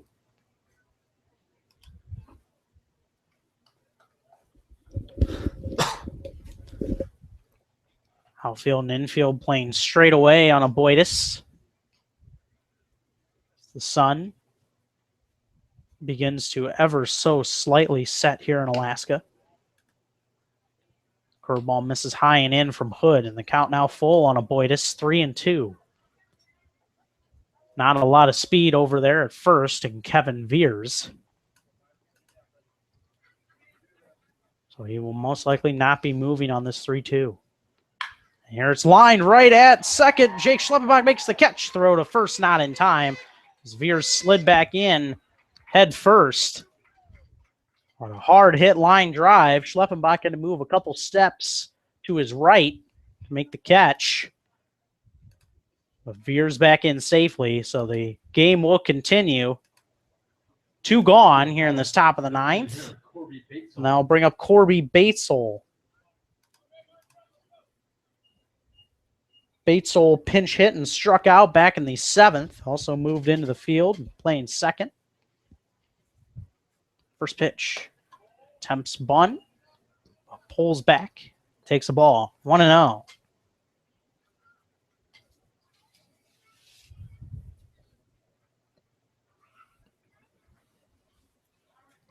From the stretch is Byron Hood, the 1-0 pitch. And he'll take a fastball up and away. Count now 2-0. Byron Hood came into this season rated the 128th pitcher naturally by Perfect Game USA for all of his efforts at Nebraska. That one misses way high and away with a fastball, and the count now 3-0. He was 5-0 with a 2.2 ERA and 60 strikeouts during his senior year of high school. Didn't see too much action his freshman year at Nebraska. 3-0. And that one misses high. That'll be a ball 4. So Corby Batesole will take a walk. First time he's reached today. 15th walk issued by Byron Hood this season.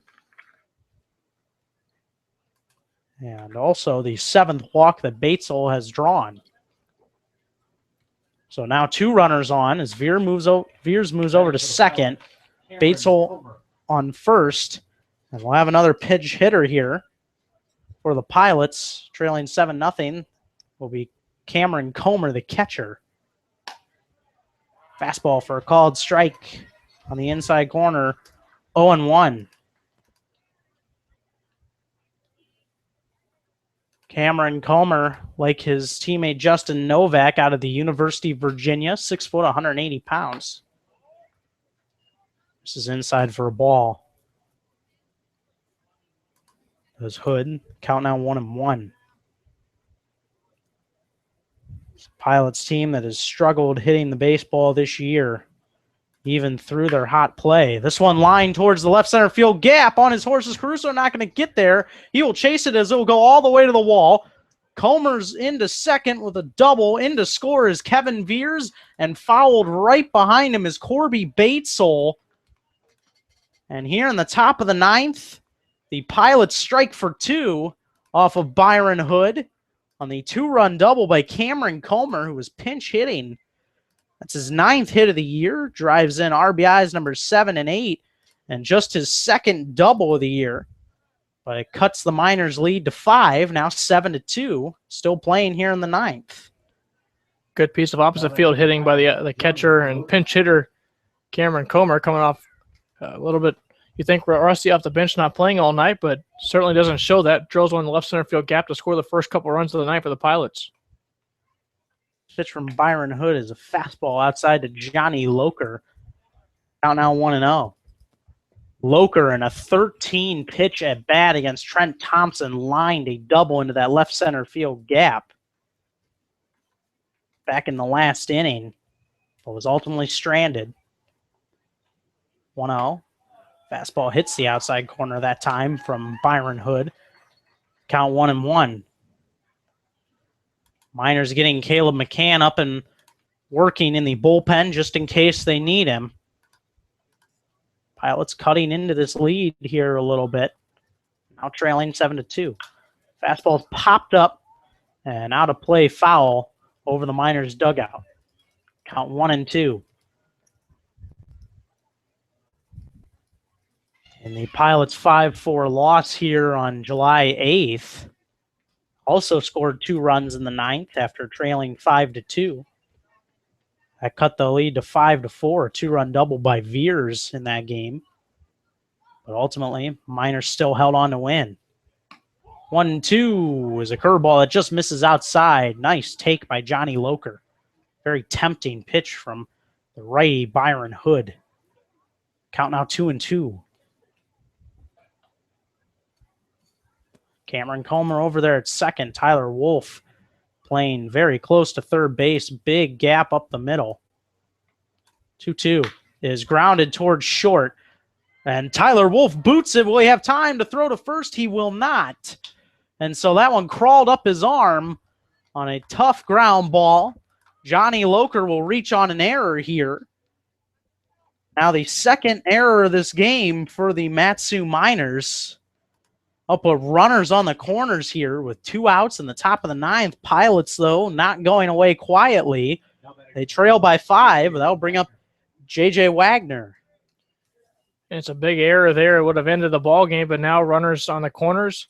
One swing of the bat could make it a 2-run ball game. And he takes a ball outside. Does J.J. Wagner from Byron Hood. The count now 1-0. Don't look now, but he is a guy that does have home run power. Hit a home run at Pacific this year. Another fastball high and away from Hood. The count now 2-0. Hunter Simmons, his teammate, going to go have a quick chat with him here to make sure he's okay. Byron Hood having a little bit of trouble trying to close this one out, Kyle. It's been a little bit of a struggle so far for him. He came up quickly, retiring a couple batters here, but certainly since then, as the Pilots have really gotten to him here. A couple of base hits here, hit solidly, and now an error there, and all of a sudden one swing could put it within two runs, make that 7-2 the score now.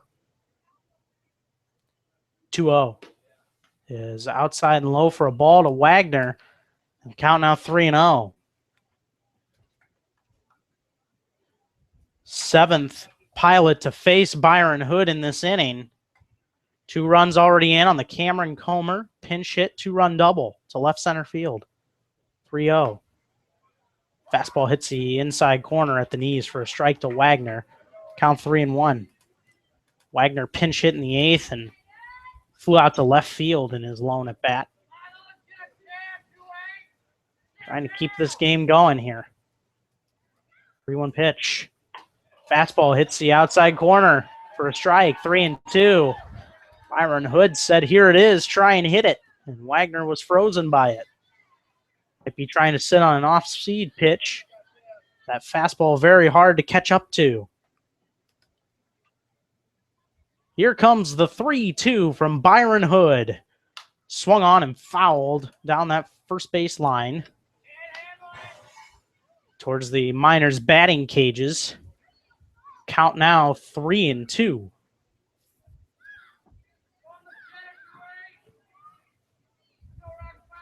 Johnny Loker was taking off after that last pitch. Should be doing the same here. Not being held at first by Simmons. Here's the 3-2. Way up and in.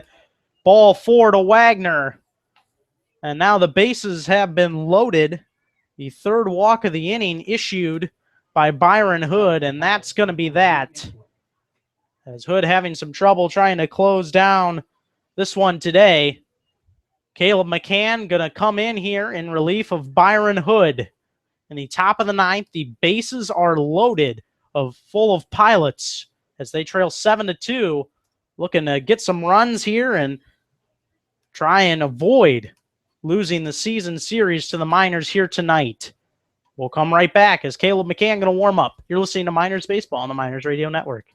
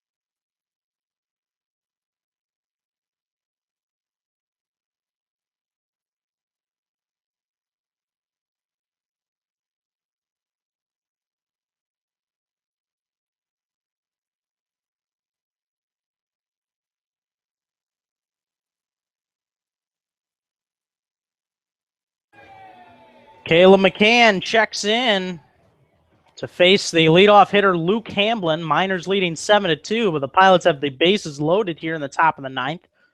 Byron Hood ends up only lasting 2/3 of an inning here tonight. Not quite able to slam the door. Caleb McCann going to check in here. And the first pitch changeup floats outside and away for a ball, 1-0. McCann 1-0 on the season with a 1.44 ERA, pitching now in his 16th game, 18 2/3 innings pitched. Fastball hits the outside corner at the knees for a strike, 1-1. 11 strikeouts, 7 walks, and just 12 hits surrendered for Caleb McCann, who has not given up a run since June 21st. Fastball misses low for a ball to Hamblin, and the count now 2-1. He has been a guy that just missed the All-Star game, but been very reliable out of the pen. Looks to try and get the Miners out of this mess here in the top of the ninth, but he misses again with a fastball low and away to Hamblin. Count now 3-1. Hamlin's reached base 3 times tonight. Once on an error, once on a strikeout. This one popped up and foul out of play down that third baseline. That'll fill up the count 3-2. The dangerous Luke Hamblin, his lone hit was back in that first inning. Leadoff single off of Brigham Hill. One of only 2 hits that Hill gave up on the night. Full count pitch is off the handle of the bat and caught by Tyler Wolf right near the second base bag as he gloved it nicely there. Miners log another victory tonight to improve to 31-9, 28-8 in conference play. While the Anchorage Glacier Pilots lose their first in their past 5 games, their 5-game winning streak snapped. They fall to 24-19, 19-17 on the year. With the win, the Miners win the season series against Darren Westergaard and the Pilots. A big win for the Miners. They came out with a vengeance after losing that Saturday contest against the Chinooks 2-1. Came out and had a solid offensive output, putting up 1 in the first, 2 in the 5th, 3 in the 6th, and 1 in the 8th to get the job done here tonight, 7-2. Those 2 Pilots runs coming off a Cameron Comer pinch hit 2-run double in that top of the 9th. But Caleb McCann able to do the job. Just a couple pitches, 6 to be exact, able to get the pop out of Luke Hamblin to short, and that ended the contest with the Miners winning 7-2. An impressive performance, Kyle, and a good bounce back win for this team. And it really was. It was a really tough situation for the Miners relievers to come in through, especially for Caleb McCann coming in that situation with bases loaded and a 5-run ball game. One mistake pitch makes it a 1-run ball game at that point, but Caleb McCann buckles down, does what he does best, and records the out there to get out of it. So you got to love the work he's been able to do in relief this year. He comes in to slam the door for the Miners tonight behind an outstanding performance by Brigham Hill tonight, his best start of the year. 7 scoreless innings make that. Gets 11 strikeouts, a season high for him by 5 strikeouts. He had 6 strikeouts twice this season, but now has 11 tonight, so 5 more than both of those 2 starts. And it continues to really pitch very well for this Miners team and help the Miners to progress forward with their 31st win now in 40 tries. By the way, you're in the Napa Auto Parts post-game show. 2 runs, 4 hits, 3 errors for the Pilots tonight. 7 runs, 10 hits, 2 errors for the Miners. When we come back, we will have more from Herman Brothers Field. The skipper, Ben Taylor, will join me, and the player of the game will join Kyle Howard here in the press box. Stay tuned. You are listening to Miners Baseball right here on the Miners Radio Network.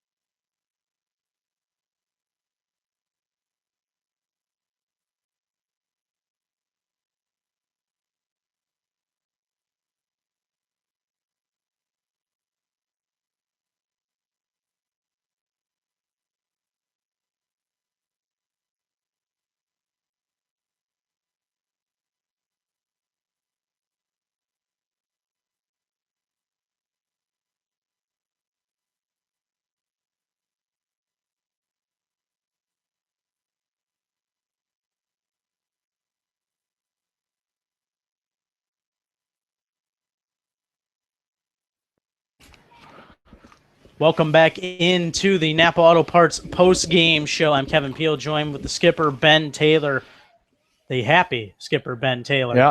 Yeah. Tonight winning 7-2 over the Anchorage Glacier Pilots and securing the season series from now each and every ABL team. Is this something that you've been able to accomplish so far in your Miners tenure? No, not even close. This is pretty neat. The guys came out really well after being off yesterday, and I know they're pretty tired, but they're working hard, and I was proud of the way they came out. And the kid that started against us, Dennis, I mean, he's beaten us twice this year, and he's thrown really well. And he's a really good pitcher, and he competes really hard. And I was glad that the guys came out the way they did. It was fun. And that really helped with the performance of Brigham Hill tonight, who came in, was dialed in, had season-high 11 strikeouts for him. What did you see out of Brigham tonight? Brigham threw all 3 pitches for a strike tonight. He did a really good job, and that's a really good hitting team, and the Pilots play us really tough. So for Bill to throw as well as he did tonight was big for us. I got a lot of time for that. The guys in blue over there, so we're always lucky to get away with one there. And it's got to be rewarding. This is a team that you played 6 one-run ball games against in now 11 matchups. This one not a one-run ball game, but still makes it even more rewarding that you're able to win that many close games early and now lock up the season series tonight. Yeah, I mean, they're a really good team. And, we lost 2 one-run games earlier in the year to them, our first 2 losses in the summer, I think. And on back-to-back nights here. And, a good team learns from experiences and mistakes and whatever. So, for us to learn how to win one-run games, against these guys was big for us long term. So, yeah, long story short, it was nice. And that you had the best player of this Pilots team getting on base 3 times tonight, Luke Hamblin, but still able to pitch around him and make sure he didn't come across the score. Yeah, Hamlin's a good player, man. He creates a lot of offense, with his legs and just all the way around. And I got a lot of time for that kid. He plays really, really hard, and it was good. It was good that he didn't really hurt us tonight. And so the Bucks also getting the win tonight in their first game of the doubleheader, now moving that magic number to 2 for you guys to play them in the top of the World Series. You will see them tomorrow. What are your thoughts on that one? Let's go Miners. You got it. Thank you, Skipper. Thanks, man. All right, that's the skipper, Ben Taylor. When we come back, Kyle Howard will be at the player of the game, Brigham Hill. Stay tuned. You're listening to the Miners postgame show right here on the Miners Radio Network.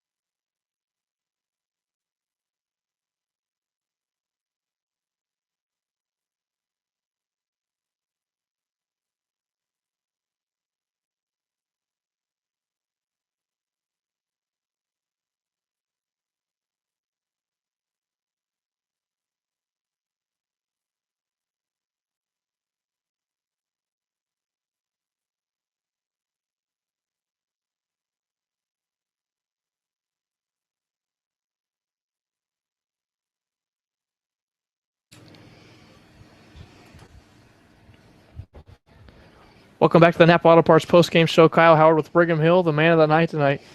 Outstanding on the hill tonight. How are you feeling? I feel great. Stolen strikes, and I didn't walk anyone. That's what my favorite part of the game was. Well, you really never came into any trouble all night. So, really, the entire game, you allowed the 2 hits, one to Hamblin, who had a lot of speed in the base pass. I'm sure that's something you didn't want to deal with too often tonight. But really, outside of that, 11 strikeouts tonight, just 5 more than your season high for the team this year. How are you feeling after that? Oh, I feel great. Just helped that I was able to throw my changeup and off speed for strikes, and pound the strike zone and challenge them.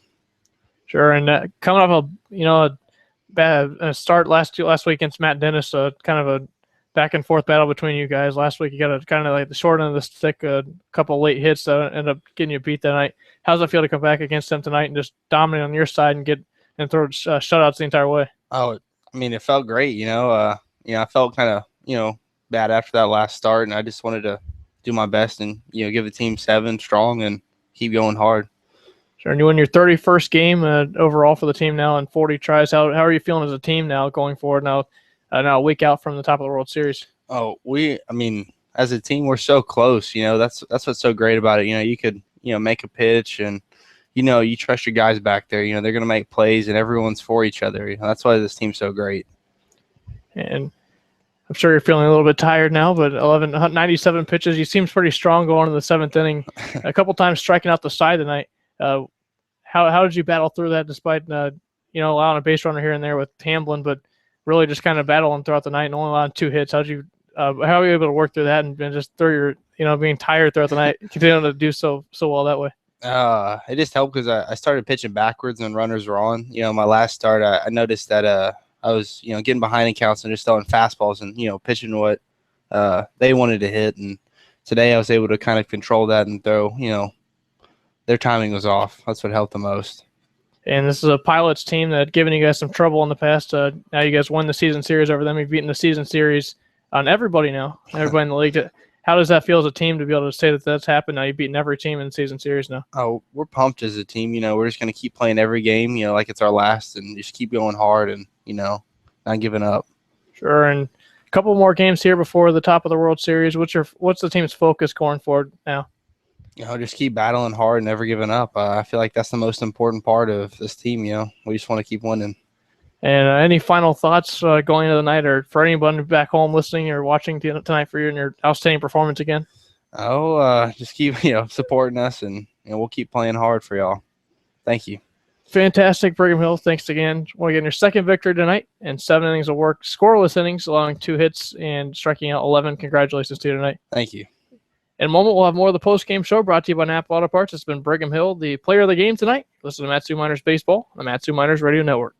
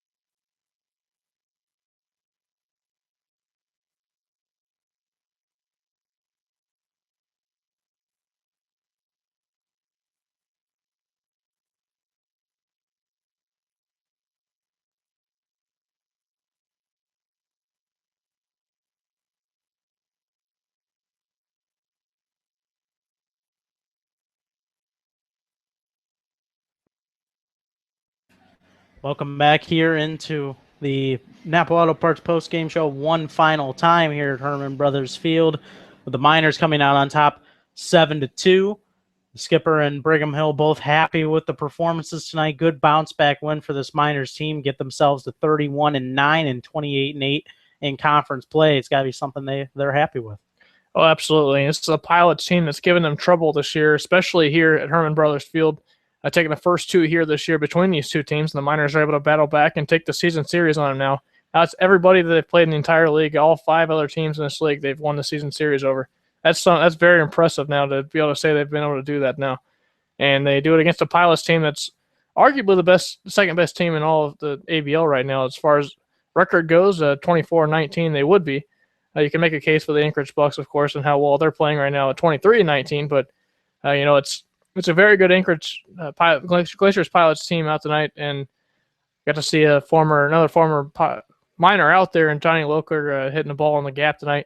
It's really kind of hurt them in the ninth inning. But aside from that, really was the Miners cruising the rest of the way, and Brigham Hill pitching outstanding again. So I'm sure the Miners will take it, and certainly wasn't the ninth inning that they were looking for, but they'll still take the win. They get back on track now, losing the other night to the Chinooks 2 nights ago now, and they look to continue their winning ways here soon. And now a week from today, starting Game 1 of the top of the World Series. And when you look at it, that talk that I had with the skipper and telling us that he has never been able to win all the season series like this against the teams of the ABL just goes to show you of how special of a season this is, and continues to become the number 2 ranked team in the country in summer leagues behind the Orleans Firebirds of the Cape Cod League, who was the class of that league. But when you look at the Matsu Miners with how good they have been and their pitching, their timely hitting, you can make a case that this team would go neck and neck with that Firebirds team in any sort of situation. But this team just continues to keep on rolling. They get back on the winning track here too. I don't know if I would say that this was a really deflated team after Saturday's loss against the Chinooks, but there was definitely seemingly a lot of disappointment that they weren't able to close out that season series the way they would have wanted to. Now, is there really too much of a difference between 13-3 and 14-2 against a team? Not particularly, but still, Miners didn't close out that game the way they wanted to, didn't play well, but tonight they came out, played a lot better, and did the things they needed to do to win this game, include hitting better and Brigham Hill having a lights-out performance, and his best performance of the season. And, Kevin, this is a good bounce-back team, a very good bounce-back team, this Matsu Miners team this year. Only once this year they lost 2 games in a row. That was to the same Glacier Pilots team the first 2 times these two teams have faced off back in early June. But now they come back after getting 2 hit last night, or 2 nights ago, make that against the Chinooks. They bounce back 2 nights later, and they get 7 runs on 10 hits. So a real test to see how they would perform against Matt Dennis, a guy who shut them down the last week out in Anchorage. But they get it done tonight. They play very well and battle back and really show that they're resilient. They don't give up. They may take a loss here, and that's just how baseball flows, and so sometimes just how it works. But the Miners get out there and get 7 runs on 10 hits tonight after getting 2 hit a couple nights ago, and they get back on the winning track, which is very important to get that confidence back a week away from being on top of the World Series and hoping to win that. And they get it done at home tonight, which is something also important to them, a team they've struggled with the Glacier Pilots here. So the fact that they're able to not only beat the Pilots but beat them here to secure the overall, or the head-to-head this year was, I think, a little more special to them maybe. And so looking at the ABL picture now, the Anchorage Bucks now beginning the second game of that doubleheader in Anchorage against the Gold Panners. They won the first game of that 3-0, so they've now shut out the Panners in 2 consecutive games and moved that magic number to 2. The Oilers had a 4-1 lead in Chugiak, lost that 4-4 lead, but then regained the lead in the 10th inning. So it looks like they're on their way to winning 5-4, unless the comeback kids once again in the Chugiak Eagle River Chinooks are able to come back. But when you look at it now, this Bucks team is really on the verge now of closing out and being the team that the Miners will face. But yet, in all, the Miners are the team that face the Anchorage Bucks tomorrow. The last time that these two will meet before a possible top of the World Series matchup will be tomorrow night. What are your final thoughts on this one and on that? Looking forward to that game, Kyle. Well, tonight, and on that token, is it good to see Brigham Hill get get out there and not take the loss too harshly. This last outing against Matt Dennis, where he really took a tough loss, had a no-hitter going in through 5 innings and really had a couple hits in the 6th inning that ended up beating him in a shortened 7-inning game that night, which how's he respond? He goes 7 strong innings, allowing no runs, 2 hits, 11 strikeouts. So I'd say that's about as good of a response you could possibly have. So Brigham Hill battled back. The Miners supported him offensively tonight, which was great. So tonight, it's a good win for the Miners for sure. Again, as talking about the Bucks coming in tomorrow, that's a good kind of a good thing for the Miners as far as getting a taste of them a week before.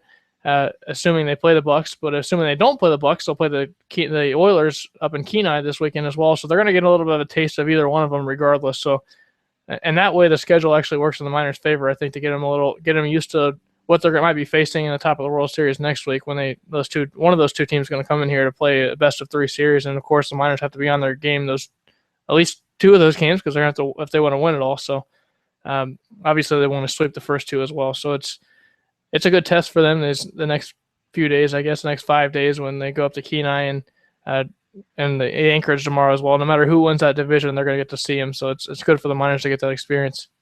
5 games left now for the Miners as they move themselves to 31-9 and 28-8 in conference play. They will look to move that 1 win, recovering off of the loss to the Chinooks, towards a winning streak as they look for their 2nd consecutive win tomorrow night at 6 p.m. when they take on the Anchorage Bucks.